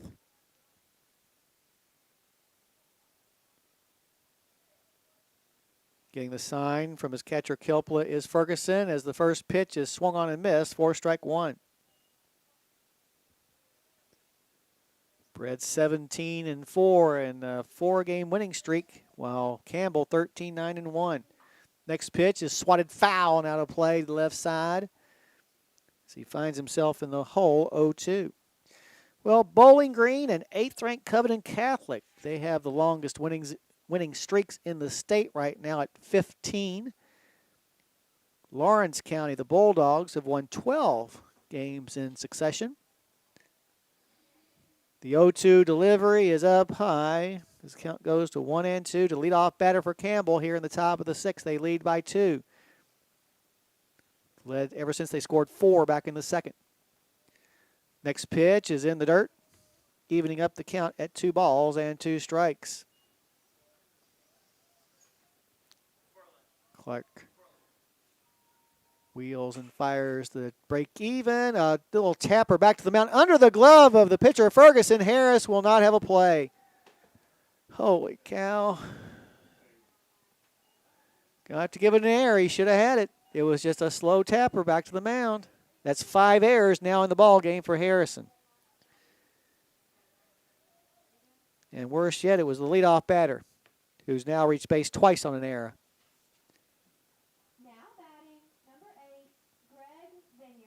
Greg Vineyard, the leadoff batter, back up to the plate. He's 1 for 3 with a run scored and an RBI. They'll leave Clark in there to run as the pitch is sent into left center field. Going back Cole, and at the base of the bank is able to haul it in for out number 1. Well, Vineyard gave the ball a ride, but the ballpark held it. That's one of about 5 long fly balls today by Campbell, but none have left the park. Tyler Knupp, the DH, to the plate now. Knupp batting for the pitcher Evan Kuntz has reached base all 3 times, a couple of singles and an error.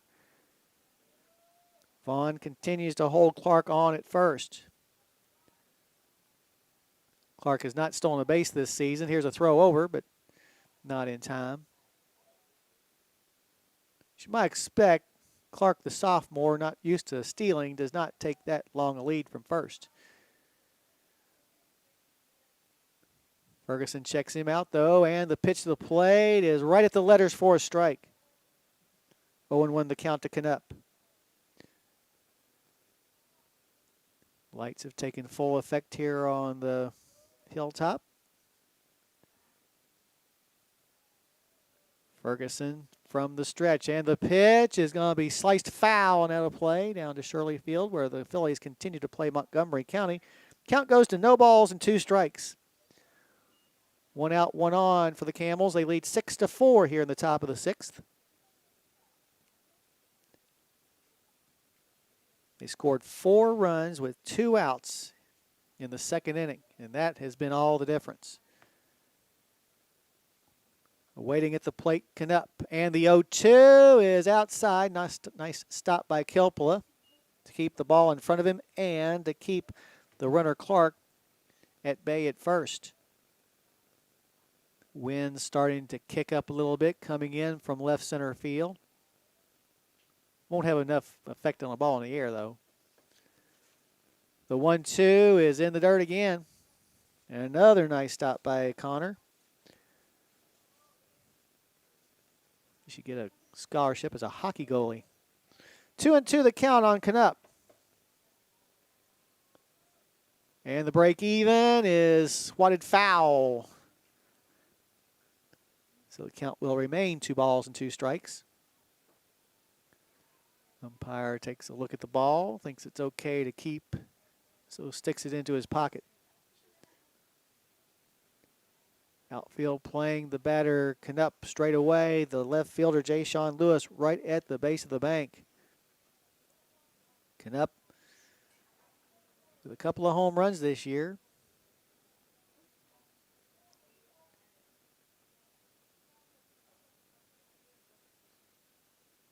And now the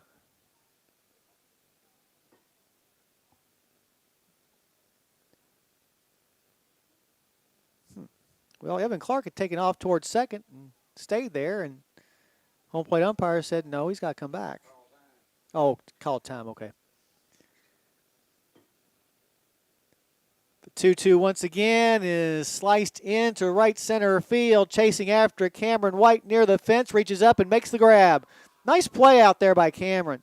I tell you what, early on in the season, Cameron looked very uncomfortable out there, missed some balls that were catchable. But I tell you what, over the last couple of weeks, he has found his groove as the right fielder of this thoroughbred baseball team.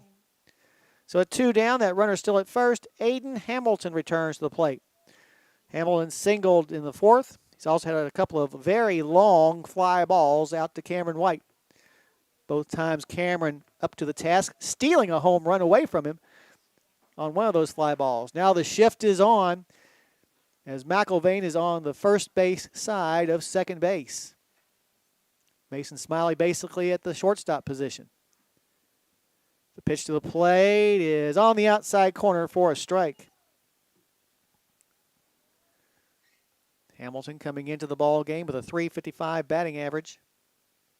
4 doubles, a homer, and 20 RBIs, but a dead pull hitter. Next pitch is popped up on the left side of the infield. Smiley tracking it towards the third base bag, and will catch it for out number 3. No runs in the inning. No hits. What? I have no idea. Somebody called time. I guess somebody called time, so Hamilton stays alive. A lot of mystery timeouts being called here today. Well, the runner's at second. I don't know. Next pitch is on the outside corner for strike 2.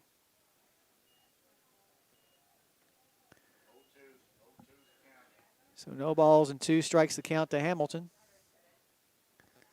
as Clark takes his lead from second. Stretched by Ferguson, a look back at the second base bag.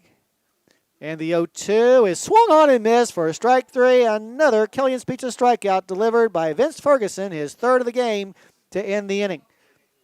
Now, I can tell you for sure, no runs on no hits. There was 1 error and 1 left. As we head now to the bottom of the 6th-year score, Campbell County 6 and Harrison County 4. You're listening to Thoroughbred Baseball on WCYN Sport.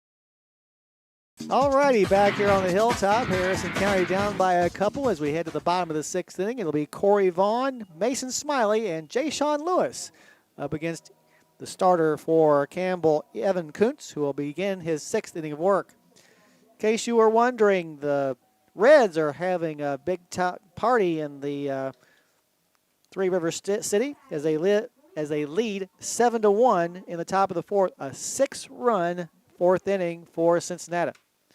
Vaughn at the plate had a 2-run homer back in the second to get the Reds on the board. He's also walked. The first pitch is down low for ball one.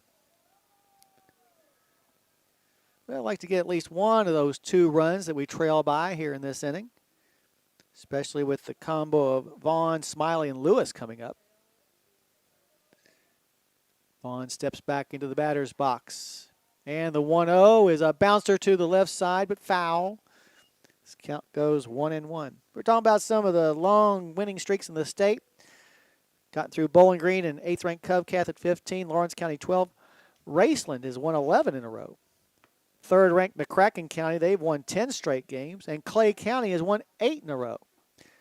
Next pitch is taken at the knees for strike 2. Top-ranked Louisville Trinity, they've won 7 straight games. Then there's 5 teams with 6 straight wins. Time called at the plate by Vaughn. They include 6th-ranked LCA, number 15 Lafayette, 5th-ranked Madison Central, Taylor County, who's number 16 in the state, and Wayne County. They've also won 6 straight games. Those are your longest winning streaks in the state right now. Next pitch is swung on and missed. It's dropped by the catcher. Has to throw down to first and throws it past the first baseman and down the right field line. Corey Vaughn trucking in towards second base. The second error of the ball game committed by the Campbell County defense puts a run for Harrison County potentially in scoring position down at second base. So a strikeout and a pass ball, and then the bad throw by Little. Mason Smiley at the plate is 0 for 2. A fielder's choice his last time up. He later came around to score.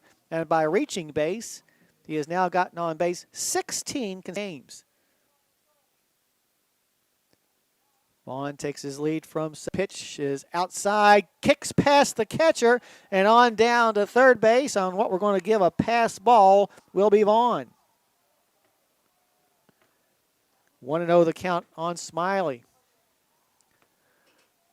Mason has hit the ball several times this year. I'd love for him to get a pitch for that scoreboard. The 1-0 to the plate is a bouncer to third. Under the glove of the third baseman, Stevenson, and down the left field line. Vaughn scores, and Harrison County is back to within 1 at 6-5. All right.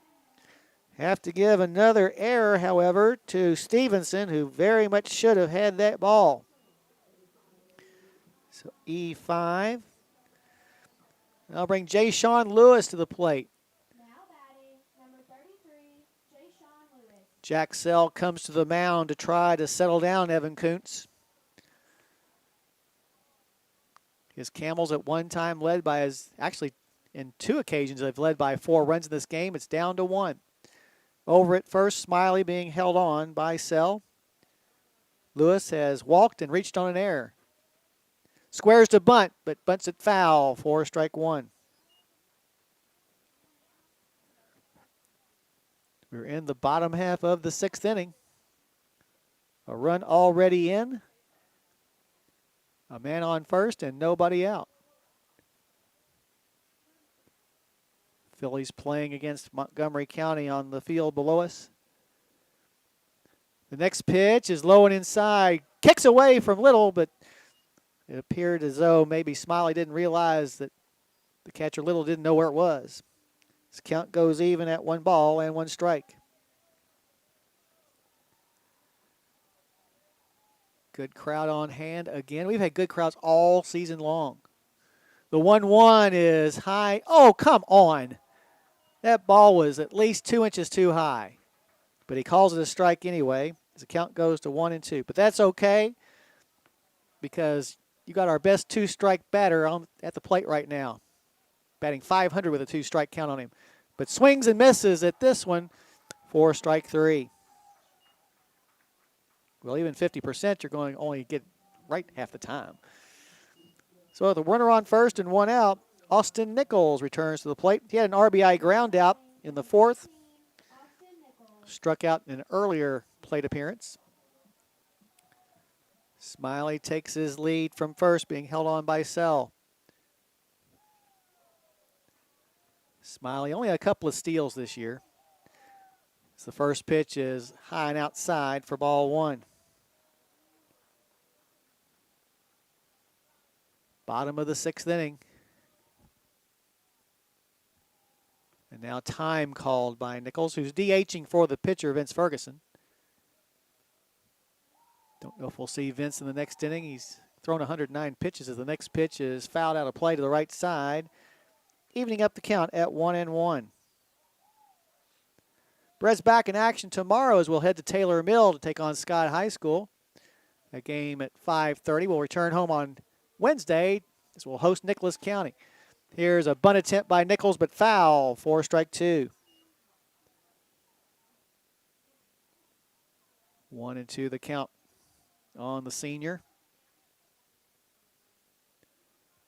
Kuntz's pitch total starting to get up there a little bit. 4, 5, 6, 10, 13. This will be pitch number 99 coming up. The stretch, the check of the runner, and the pitch to the plate is high and inside for ball 2. Evens up the count at 2 balls and 2 strikes. Come on, Austin. Outfield playing him to go the opposite way. The break-even pitch is fouled out of play to the right side. So the count will remain 2-2. Nichols out there battling.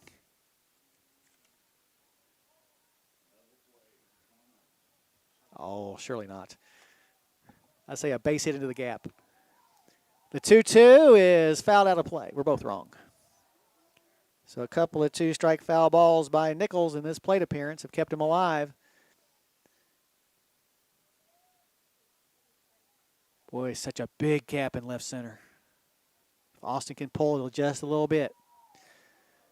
The 2-2 once again is a bouncer to the right side, under the glove of the first baseman, and no one is covering first.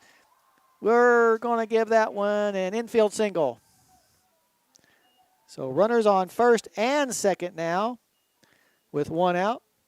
So the potential tying run now in scoring position, and Malachi Feeback is going to hop out of the dugout to pinch hit for Kilpula. So we'll pencil Malachi in here in the 6th inning. Malachi, who came on late, batting .250 on the year, has a couple of doubles and 3 RBIs. But first, a visit to the mound by Coach Schweitzer, who is very disappointed in his team's defense.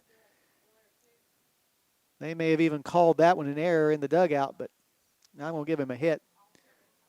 His first baseman, Jack Sell, just could not field it cleanly. Very quick meeting breaks up as the battery separates and the rest of the infield goes back to their regular positions. Now pitching, number 24, Malachi Feeback. After Feeback, we'll go back to the top of the order, but we want Malachi to get a base hit and bring Mason home from second with the tying run. First pitch is on the inside part of the plate for strike 1. So whatever Coach Schweitzer said, Evan Kuntz believed it enough to go ahead and fire one past Malachi. The 0-1 to the plate is outside and high as the count evens up at 1 ball and 1 strike. As I said, the Phillies playing right now. They're off until Thursday when they host Henry Clay at 6 o'clock. The 1-1 is down low for ball 2. 2 balls and a strike the count to number 24. Smiley takes his lead from second, as does Nichols from first.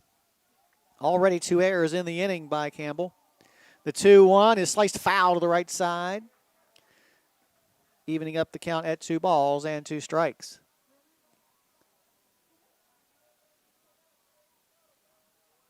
Boy, a hit into the outfield. Well, it'd probably be safer to get a gapper.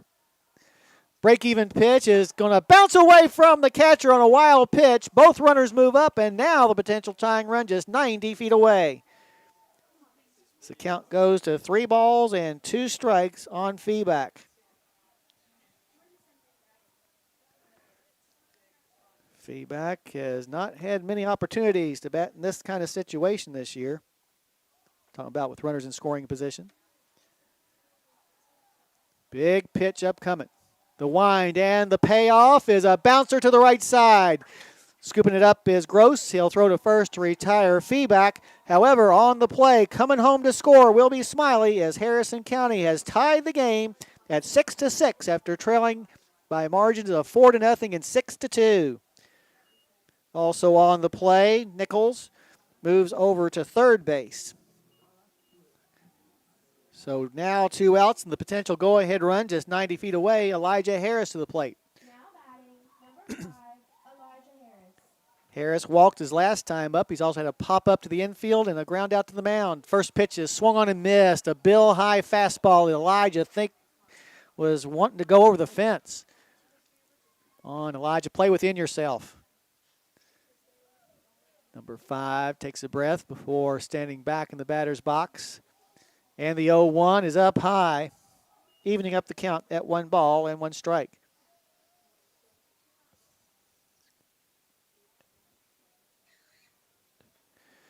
Calls time, does Harris, and now we'll step out of the batter's box. 6-6 your score. It's taken a while, but the Reds have finally made it all the way back to tied. The 1-1 pitch is popped up on the right side, close to sailing out of play, and will actually bounce off of the Reds dugout as the count goes to 1-2. Harrison County has lost 6 in a row to these Camels, trying to break was right now a 6-year run of Camel victories. New baseballs are delivered to the home plate umpire. Harris with a 1-2 count on him.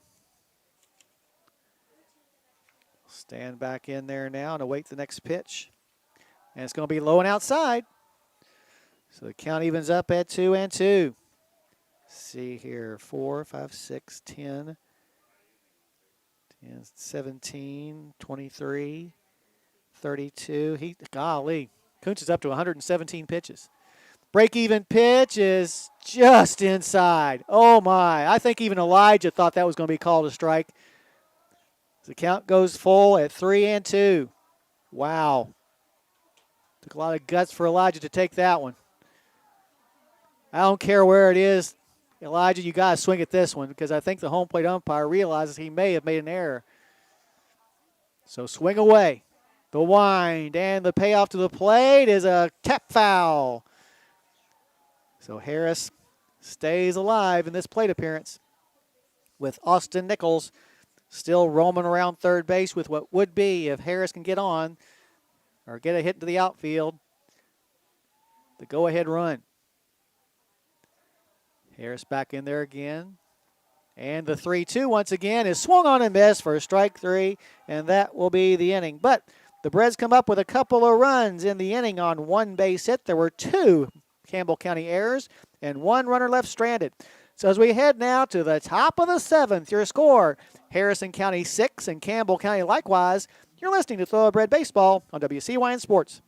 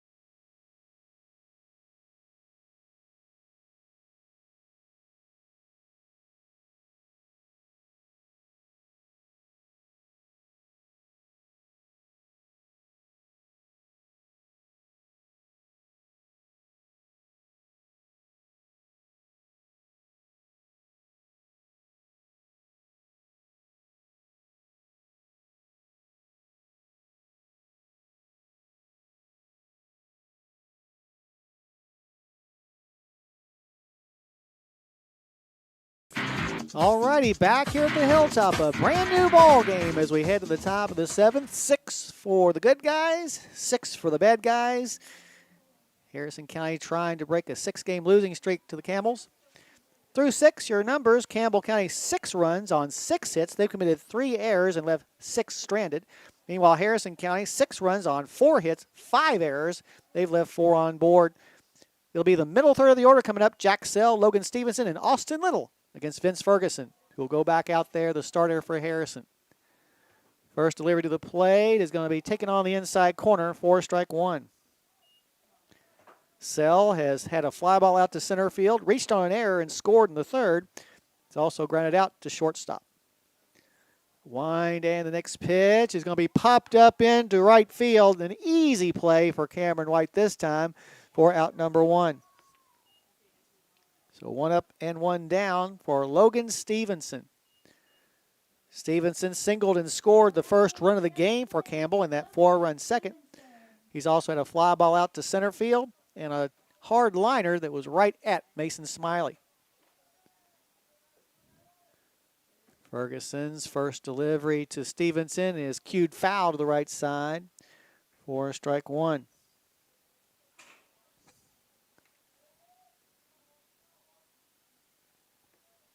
Stevenson awaits the next pitch. Here it comes. It's going to be slapped foul just in front of his team's dugout. His count goes to 0-2.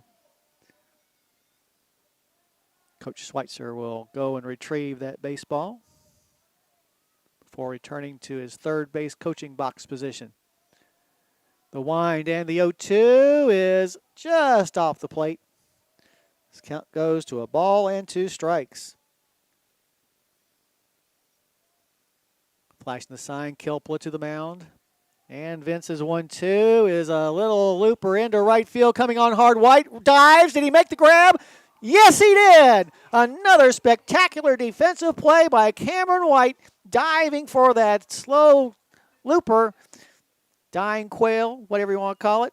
So the first 2 batters have been retired here in the top of the 7th. Number 6, Austin Little. Austin Little, the catcher, back to the plate. He has struck out, walked, and reached on an error. First delivery to him is going to be taken on the inside corner for strike 1.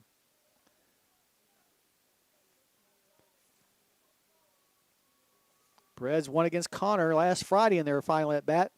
This next pitch is down low, evening up the count at 1-1. 2 out, nobody on for the Campbells here in the top of the 7th. In case you're wondering, the Preds will be sending McIlvain, Cole, and White to the plate in the bottom of the 7th.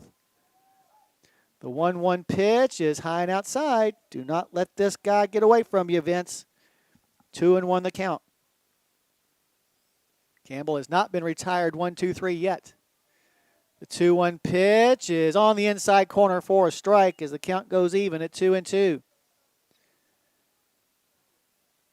Come on, Vince. Big pitch here. Outfield playing straight away as the break-even pitch is delivered up high for ball 3. Runs the count full.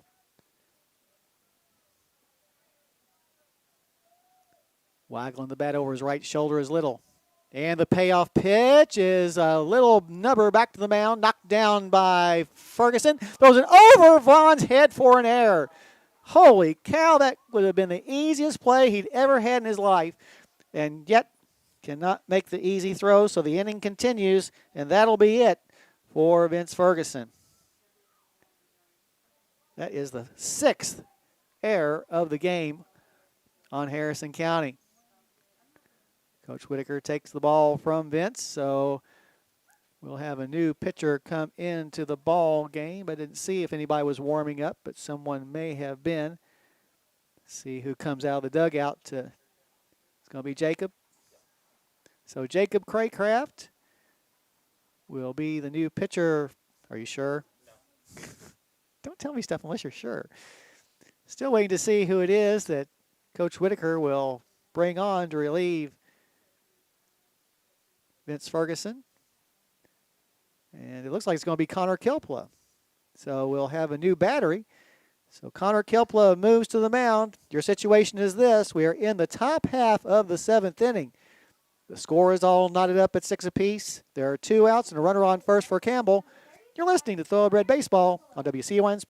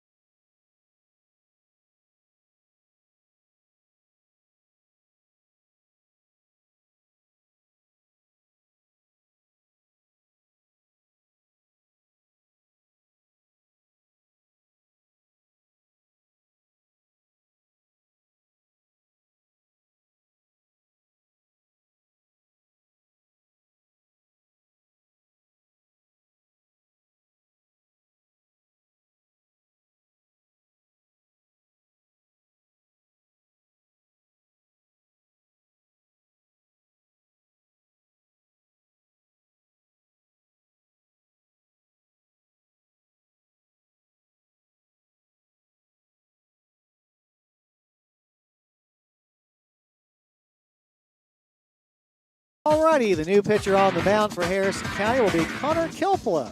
Connor pitching for the first time since he threw against Bishop Brossart back on April the 27th, so it's been a while. He'll take over for Vince Ferguson, who went the first 6 2/3 innings and leaves responsible for the runner on first. On the year, Kilpla making his 7th appearance, his 4th in relief. He's thrown 22 1/3 innings, given up 19 hits and only 5 walks while striking out 30. He's given up 9 runs, 7 of which have been earned. Has a record of 2-1 with a save and an ERA of 2.19. Opponents are batting just .221 against him. Josh Napier to the plate. He's been hit by a pitch twice, scored a run and driven in a run with a sacrifice fly.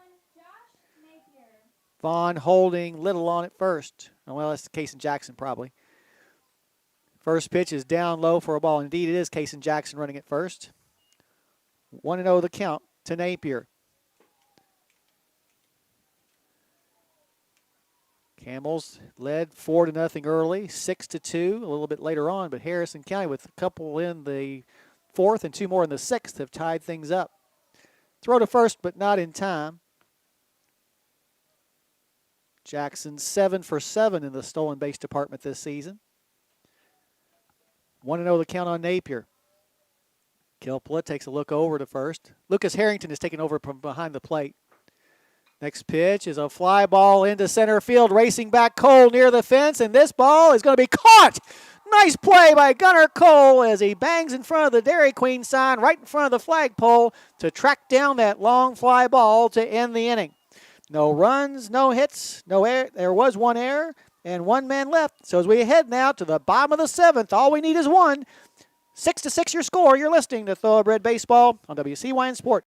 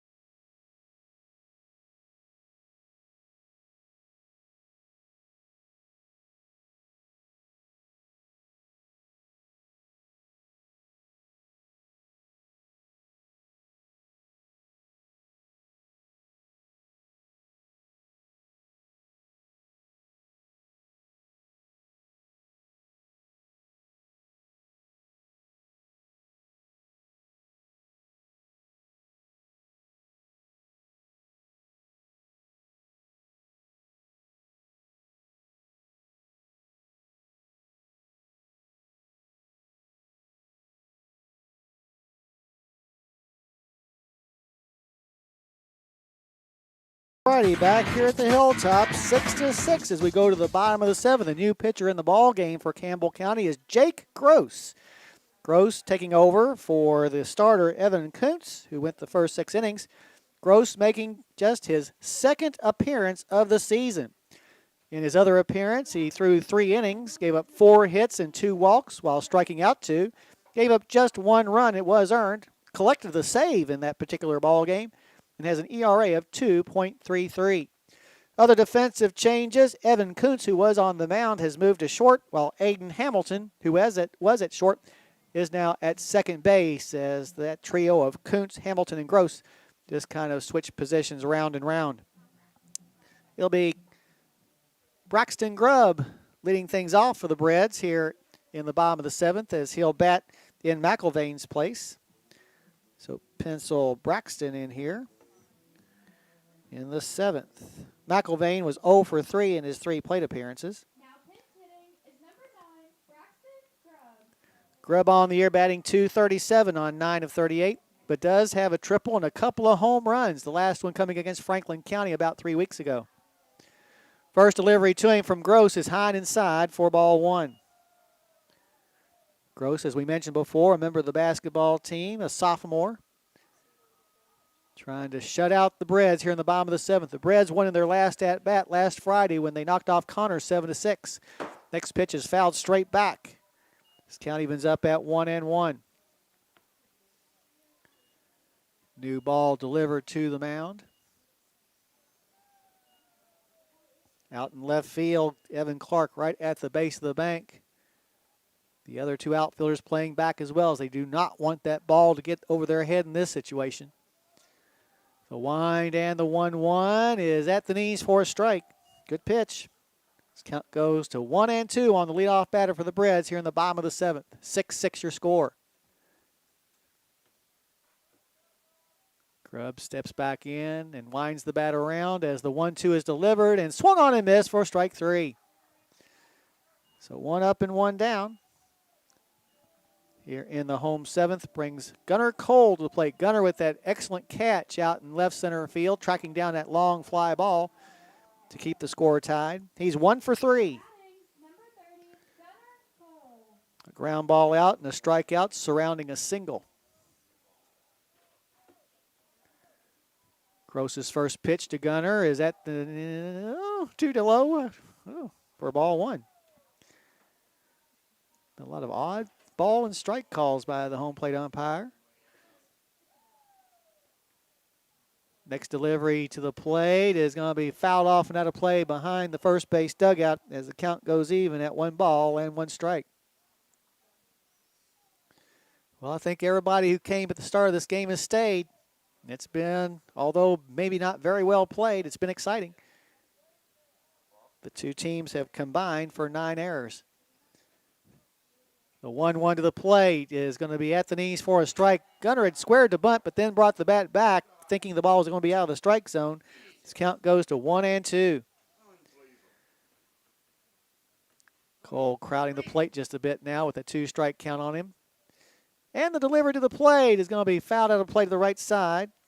So that 2-strike foul ball keeps Cole alive in this plate appearance. Gunnar on the season, 7 for 19 with a 2-strike count on him, which is very good. The 1-2 pitch is popped up foul and out of play again. So the Bread center fielder continues to battle. Junior versus sophomore. The junior Cole and the sophomore Gross in his first inning of relief in his second appearance of the season. The 1-2 once again is swung on and missed for strike 3, a pitch that appeared to be both up and out. So back-to-back strikeouts begin the bottom of the 7th, bringing Cameron White back to the plate. Cameron singled and scored in the 2nd. He's also struck out and grounded out to 2nd. Number 16, Cameron White. Number 16 stands in there, trying to start a 2-out rally. And the pitch is going to be outside for ball 1. Corey Vaughn on deck. He's already had a home run in this game and has reached base all 3 times. But we got to get Cameron on. Next pitch is a bouncer to third. Room service hop to Stevenson. His throw across the diamond is in time to retire White as the Breads go down in order for only the 2nd time in the ball game and the 1st time since the 1st inning. So we got some extra baseball to play as we head to the top of the 8th year score. Harrison County 6 and Campbell County likewise. You're listening to Thoroughbred Baseball on WCYN Sports.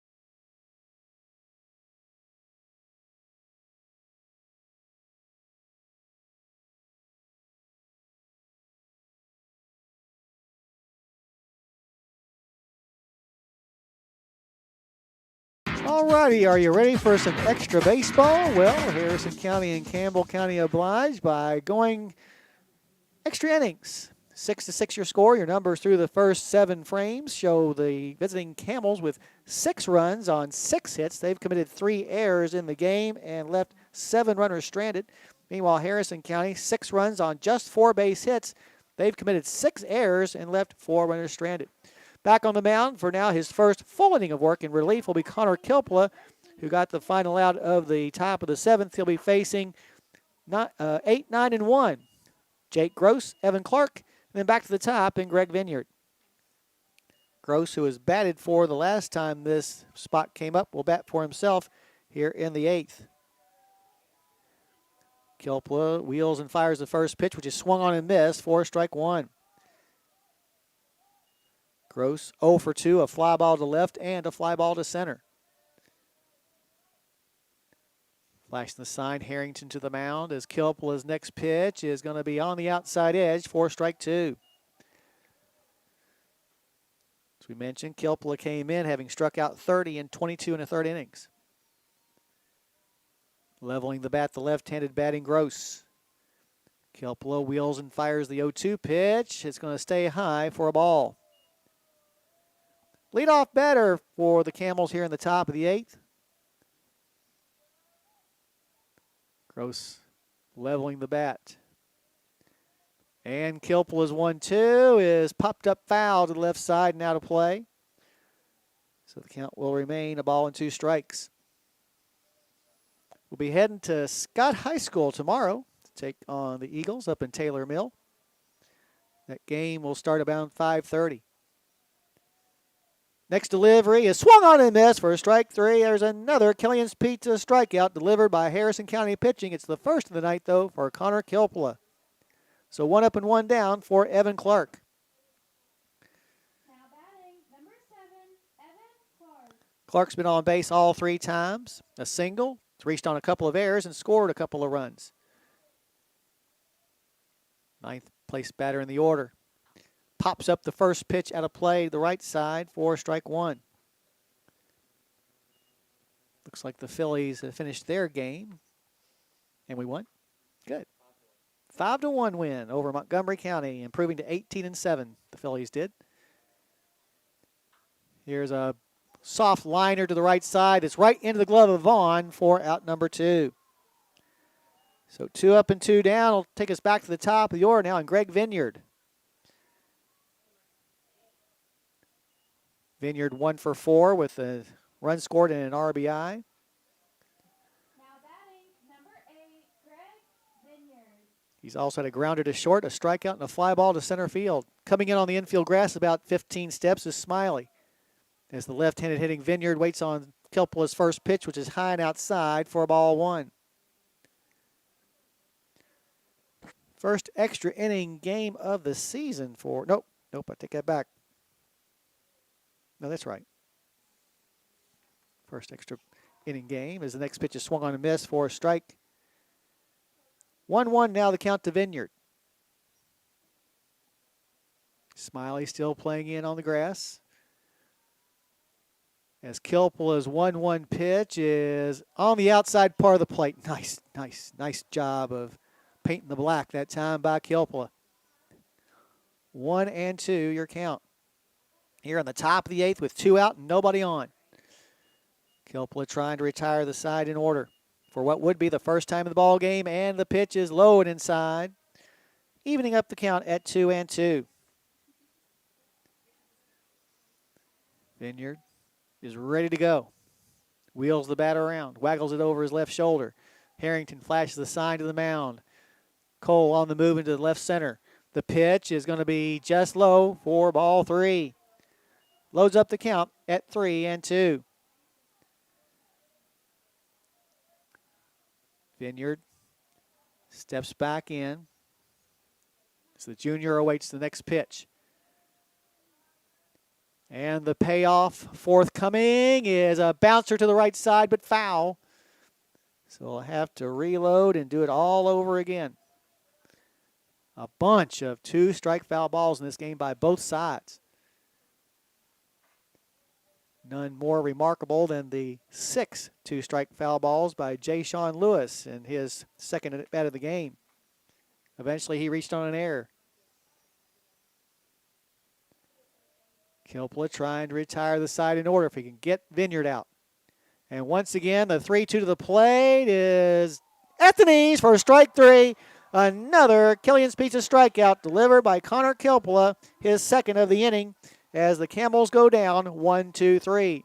So as we head now to the bottom of the 8th, your score, Harrison County 6 and Campbell County 6. You're listening to Thoroughbred Baseball on WCYN Sports.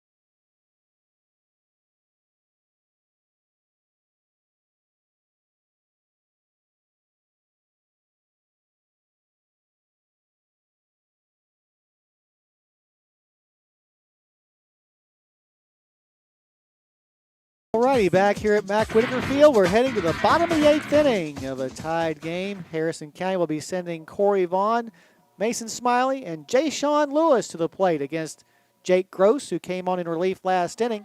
Number 41, Corey Vaughn. Vaughn cranked a 2-run homer his first time up, his first of his varsity career. He's also walked and reached base on an error. Stands in there now against the pitcher Gross. First delivery is going to be outside for a ball. It ain't been pretty, but if Harrison County can get a run here, it won't matter. Bred's going for their 5th win in a row. Next pitch to Vaughn is down low again for ball 2. Bred's 17-4, while the Camels are 13-9-1. The next delivery is going to be at the letters for a strike. 2-1 now the count to Vaughn. Bred's first baseman taps the plate with his bat. Working quickly, Gross, the 2-1 is going to be a fly ball into center field. Going back, Vineyard near the base of the bank, reaches up and makes the grab. Nice play that time by Vineyard. If you're a visiting outfielder and you come up against that bank, it can sometimes be a nightmare, but Vineyard played it perfectly for out number 1. That'll bring Mason Smiley back to the plate.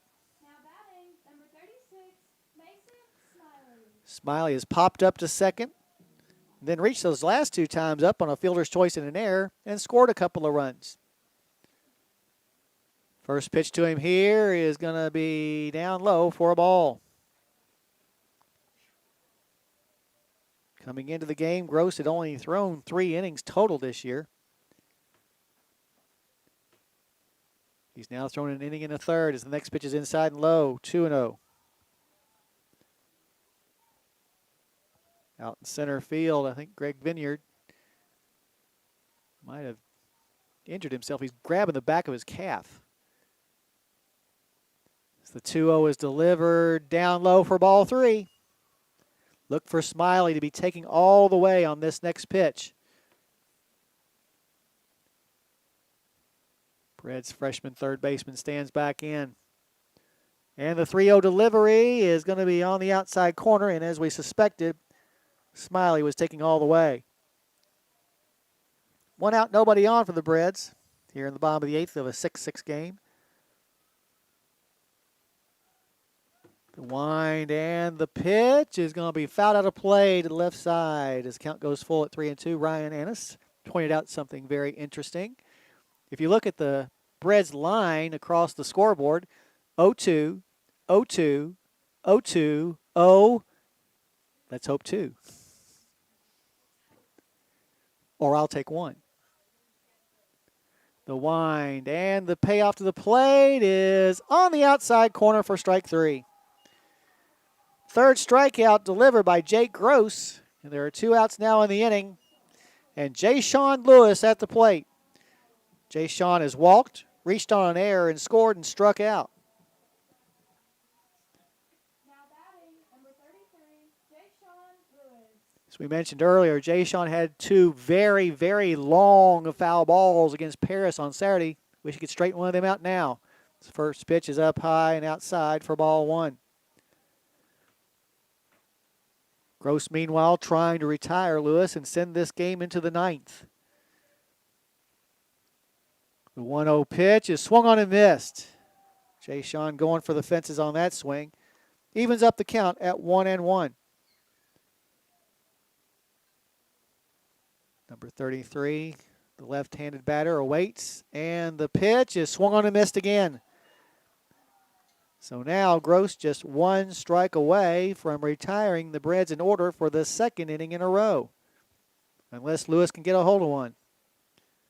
Flashing the sign, Little, and the pitch is on the inside corner for strike 3, and that will be the inning. The Reds go down 1-2-3. So as we head now to the top of the 9th, your score remains Harrison County 6 and Campbell County 6. You're listening to Thoroughbred Baseball on WCYN Sports.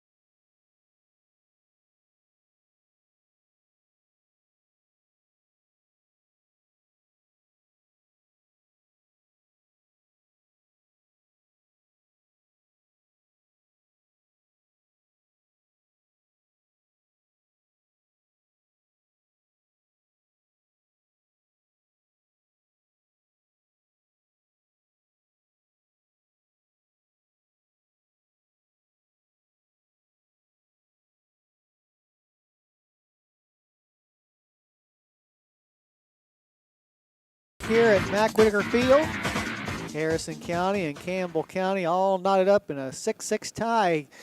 Campbell County started out the scoring with 4 runs in the top of the 2nd. The Reds on Corey Vaughn's 2-run homer cut that deficit in half at 4-2 in the bottom half of the frame. A single run in the top of the 3rd is what gave Campbell County a 5-2 lead. They then scored another run in the top of the 4th to go up 6-2. But the Reds bounced back with 2 in the bottom of the 4th and another couple in the bottom of the 6th to tie it up at 6 apiece, and that's where we're at. Tyler Knupp at the plate facing Connor Kilpla in his 2nd full inning of work in relief of the starter, Vince Ferguson. Knupp's been on base 3 times, fouls off the first pitch for strike 1. He's singled twice, driven in a couple of runs. He's also reached on an error and a fly ball out to right field. Number 2 taps the plate with his bat as Kilpla gets the sign from Harrington. Wheels and fires the 0-1 to the plate, and it's going to be right down Main Street for strike 2. No balls and 2 strikes the count to the leadoff batter, Knupp, who said, "Did you call that a strike?" No, he didn't say that, but that's the look he had in his eyes. Kilpla winds and fires the 0-2. It's going to be just off the plate for ball 1. Knupp batting for Evan Kuntz, who has defensively moved to shortstop now. Awaits the next delivery as he chokes up on the bat handle about a half an inch. The 1-2 to the plate is a bouncer past the mound. Backhanding it Harris. His throw to first base is in time to cut down Knupp for the first out of the inning. So 1 up and 1 down the top of the 9th. We'll bring up the 3rd place hitter, Aiden Hamilton. Hamilton, a couple of long fly ball outs to right field. He's also singled and struck out. Number 24, Aiden Hamilton. Hamilton, the fine basketball player for Eric Russell's Camels.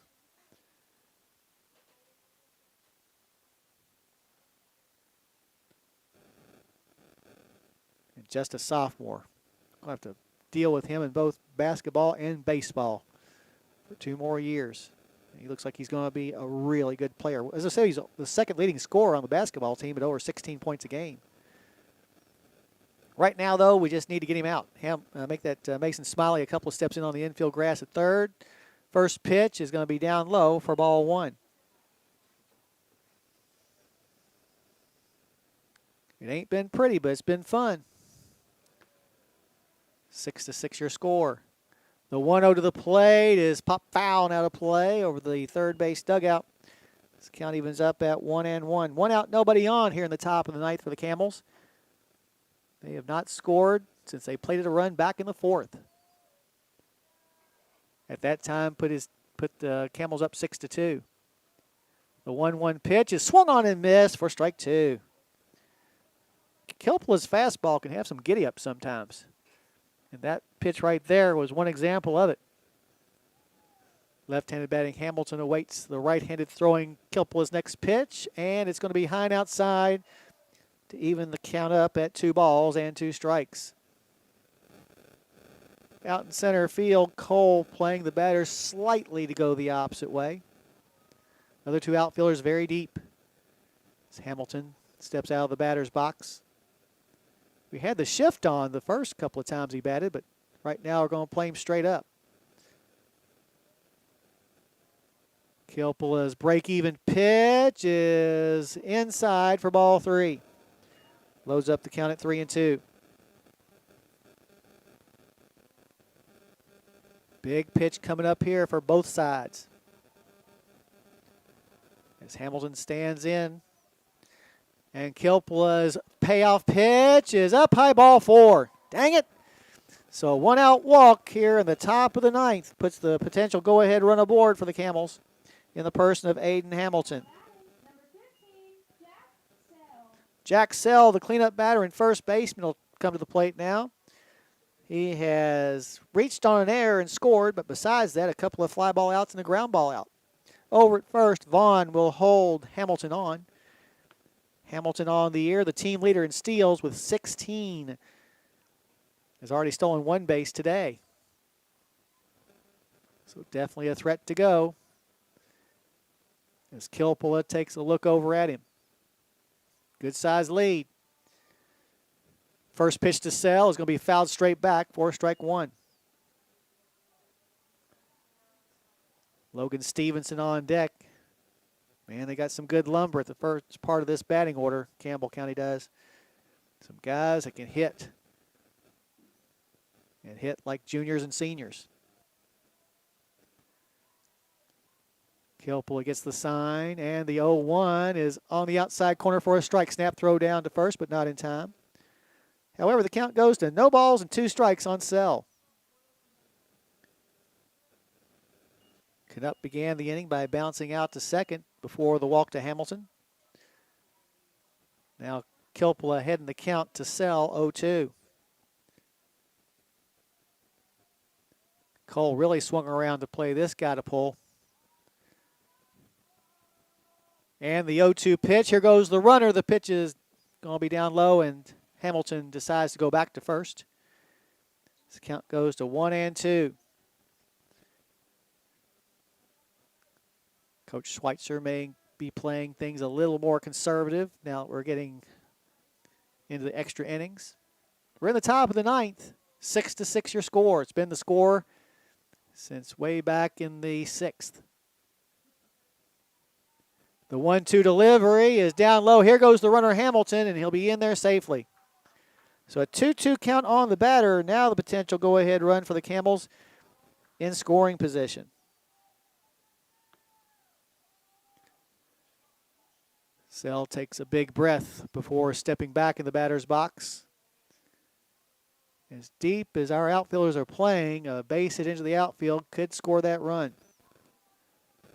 Kilpala takes a look back at second, and the break-even pitch is outside, loading up the count at 3-2. So after falling behind the count, no balls and 2 strikes, Sell has worked it back to full. Sell, the senior, takes a couple of practice swings before stepping back into the batter's box. As Harrington flashes the sign. And the payoff pitch is sent into center field. Chasing after it, Cole, and he is going to not be able to run it down. Wheeling his way over to third base. Now staying there will be Hamilton. Had to wait to make sure that Cole would not catch that ball, and so he didn't take off at the pitch to the plate, or else the ball going into the outfield. Either way, runners on second and third with one out for Logan Stevenson. Cole made a good dive at it, but just couldn't get there in time. Stevenson singled and scored in his first plate appearance. That was way back in the second. Since then, a couple of flyouts and a hard liner to Smiley. Left side of the infield moves in. Right side now doing the same, as Harrington will tell the home plate umpire that they want to intentionally pass Stevenson to load the bases with one out for Austin Little. Little has struck out, walked, and reached on an error twice. So let's see how our defense does with one out. Looks like Smiley will be in on the infield grass, but the other three playing about halfway. Little, a junior. Kilpela's first pitch to him is going to swung on and miss for strike one. That's what you want to do, just fire it past him. With one out, Hamilton walked. Sell then doubled, and then the intentional pass to Stevenson. So a fly ball into the outfield could score that runner from third. Next pitch is in the dirt. Nice stop by Harrington. This count goes to 1-1. 6-6 is still your score here in the top of the ninth. But the Camels with one out are definitely threatening with the bases loaded. Gunnar Cole in center has moved way in. And the 1-1 is swung on and missed for strike two. Good pitch by Kilpela. It's the experience of a senior out there, confidence that he can blow it by one of the batters. Choking up on the bat handle a little, about 2 inches. As he awaits the 1-2. And here it comes. Strike three. And that is another Killian's Pizza strikeout delivered by Connor Kilpela. That is his third strikeout of the day. So with 2 outs and the base is still loaded, Josh Napier back to the plate. Napier was hit by a pitch and scored back in the second. Had a sac fly in the third. Was hit by a pitch. He's also had a fly ball out to center field. With 2 outs, the infield able to go back to their normal position. First pitch to the plate is down low for ball one. Don't fool around with this guy. Napier came into the game batting .298. Has now been hit by a team leading 7 times this season. We can't do that either. No place to put him. Kilpela checks the runners. The 1-0 to the plate is going to be a fly ball into center field. Cole appears to have a beat on it at the base of the bank, and he does, and the threat has been thwarted. So, no runs, 1 hit, no errors, and the bases were left loaded. So as we head now to the bottom of the ninth, your score remains Harrison County 6 and Campbell County 6. You're listening to Thoroughbred Baseball on WCYN.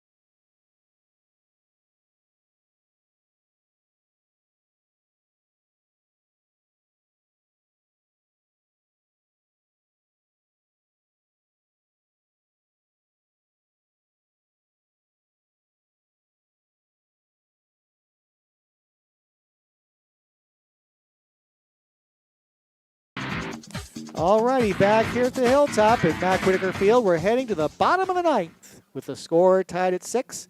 Austin Nichols, followed by Connor Kilpula, and then back to the top, and Elijah Harris. Those are the three guys that have got to get on base to try to manufacture a run. Nichols, the designated hitter, he has struck out, had an RBI ground out, and a single. 14, Austin Nichols.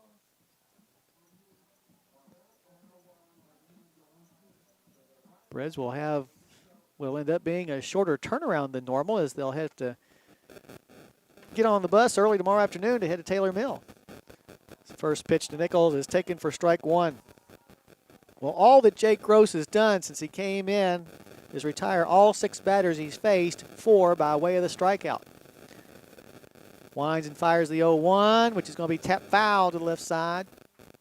No balls and 2 strikes the count to Austin. Nichols stands back in. Gross doesn't waste any time. He gets the sign and throws pretty much. The 0-2 to the plate is down low for a ball. 1-2 now the count. Bottom of the ninth. The wind and the 1-2 is going to be down low, and that'll even things up at 2 balls and 2 strikes. Austin with 8 walks this year. The break-even pitch is fouled off to the right side and sailing out of play. Count remains 2 balls and 2 strikes. Reds trying to maintain their winning streak, which is right now at 4 games in a row, while the Camels trying to pick up their 14th win of the year in 24 tries. Now time called by the pitcher Gross, as he and the catcher Little must have had some communicato problems. They'll get together about near the mound to discuss what they need to discuss. As we mentioned, tomorrow the track team heads to Georgetown for the Scott County All-Comers, so best of luck to all our track people. See if our boys can continue their good success of late. Pitch to the plate is going to be fouled straight back. So the count remains 2-2 after a couple of 2-strike foul balls by Nichols. Perez with 2 in the second, 2 in the fourth, and 2 more in the sixth. Campbell with 4 in the second and individual runs in the third and fourth. The 2-2 once again is taken at the knees for strike 3. So 1 up and 1 down in the home ninth. Bring Connor Kilpula back to the plate. Connor 0 for 2. He's reached on a fielder's choice and also struck out.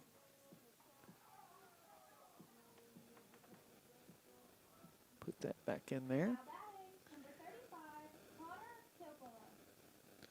Kilpula. Kilpula trying to help his own cause here. The wind and the pitch is stroked foul to the left side for strike 1. Well, Kilpula got all of it. It's just they got too much of it. He'll step back in there once again. Flashing the sign to the mound is Little, and the pitch is on the outside corner for strike 2. No balls and 2 strikes the count to the senior. One of the 4 seniors on. The next pitch is going to be taken on the outside. 4 straight thoroughbreds have now been retired watching strike 3 go by. That'll take us back to the top, and Elijah Harris, who's 0 for 3 with a walk. Now batting, number 5, Elijah Harris. 5th time he's been to the plate in this ball game. First pitch from Gross is up high for ball 1. On deck, Cliffy McIlvain. But Harris has got to get on first. The 1-0 pitch is a pop fly into shallow left field. Going into the outfield grass is Kuntz, the shortstop, and he's the one that will bring it in for out number 3. And for the 3rd inning in a row, the Reds go down in order. So as we head now to the 10th inning, your score remains Harrison County 6 and Campbell County 6. You're listening to Thoroughbred Baseball on WCYN Sports.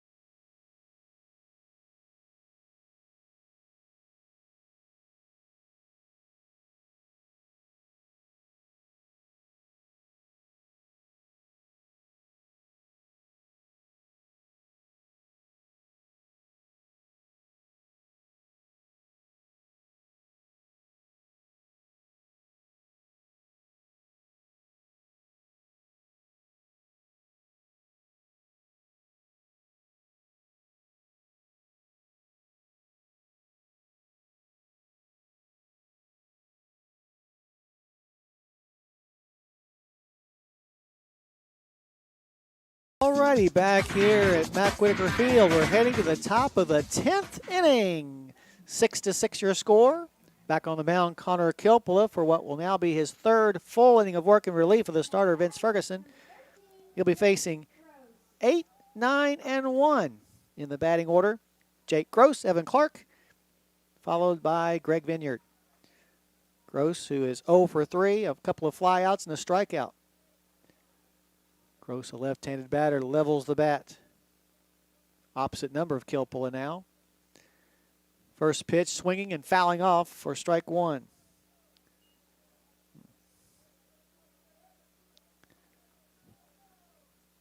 Gross, also a basketball player, just a sophomore, one of the only 5 sophomores on this team. It's a very experienced 9 seniors, 7 juniors. The wind and the 0-1 pitch is just off the plate. So count goes even at 1 ball and 1 strike. Over at third, Smiley, a couple steps in on the infield grass. The 1-1 delivery is fouled straight back. So Kilpula ahead in the count 1-2 to lead off batter for Campbell here in the top of the 10th. Leveling the bat, the purple-clad 13. As Kilpula's 1-2 delivery is down low, evening up the count at 2 balls and 2 strikes. Vince Ferguson went the first 6 2/3 innings before giving way to Kilpula, who winds and fires the break even to Gross, which is going to be outside for ball 3. 3-2 now the count. Reds up 11-1 over Pittsburgh in the 7th. So it looks as though Cincinnati is on its way to a pretty impressive victory. The 3-2 to the plate is swung on and missed for strike 3, a pitch that was both low and outside. Another Kellyan's Pizza strikeout delivered by Connor Kilpula. And for Connor, that is his 4th of the game. Now batting, number 7, Evan Clark. Evan Clark to the plate now. He reached his first 3 times up on a single and a couple of errors, then lined out softly to first baseman Corey Vaughn his last time up. Kilpula's first delivery to him is going to be on the outside corner for strike 1. No wind whatsoever.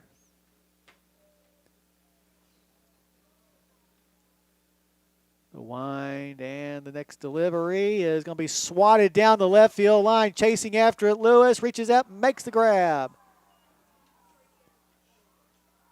So a nice play by Jay Sean for out number 2. That'll take us back to the top of the order and Greg Vineyard. Number 8, Greg Vineyard. Vineyard batting for the 6th time in the ball game. He's 1 for 5. Singled and scored and drove in a run back in the 2nd. He's had a ground out, the fly out, and a couple of Ks.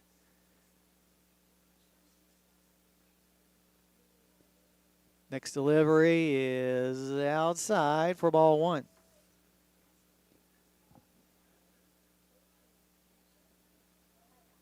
Left-handed batter levels the bat as Kilpula winds and fires the pitch to the plate. It's going to be up high for ball 2. 2 balls and no strikes to count now to Vineyard.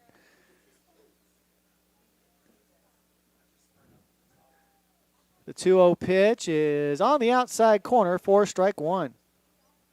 2-1 the count to the Campbell center fielder, who made a nice play defensively out there a couple innings ago. The 2-1 is fouled off straight back, so the count will remain a ball and 2 strikes. 2 outs, nobody on for Campbell here in the top of the 10th. Neither team has scored since the 6th. The break-even pitch is down low for ball 2. That was ball 2.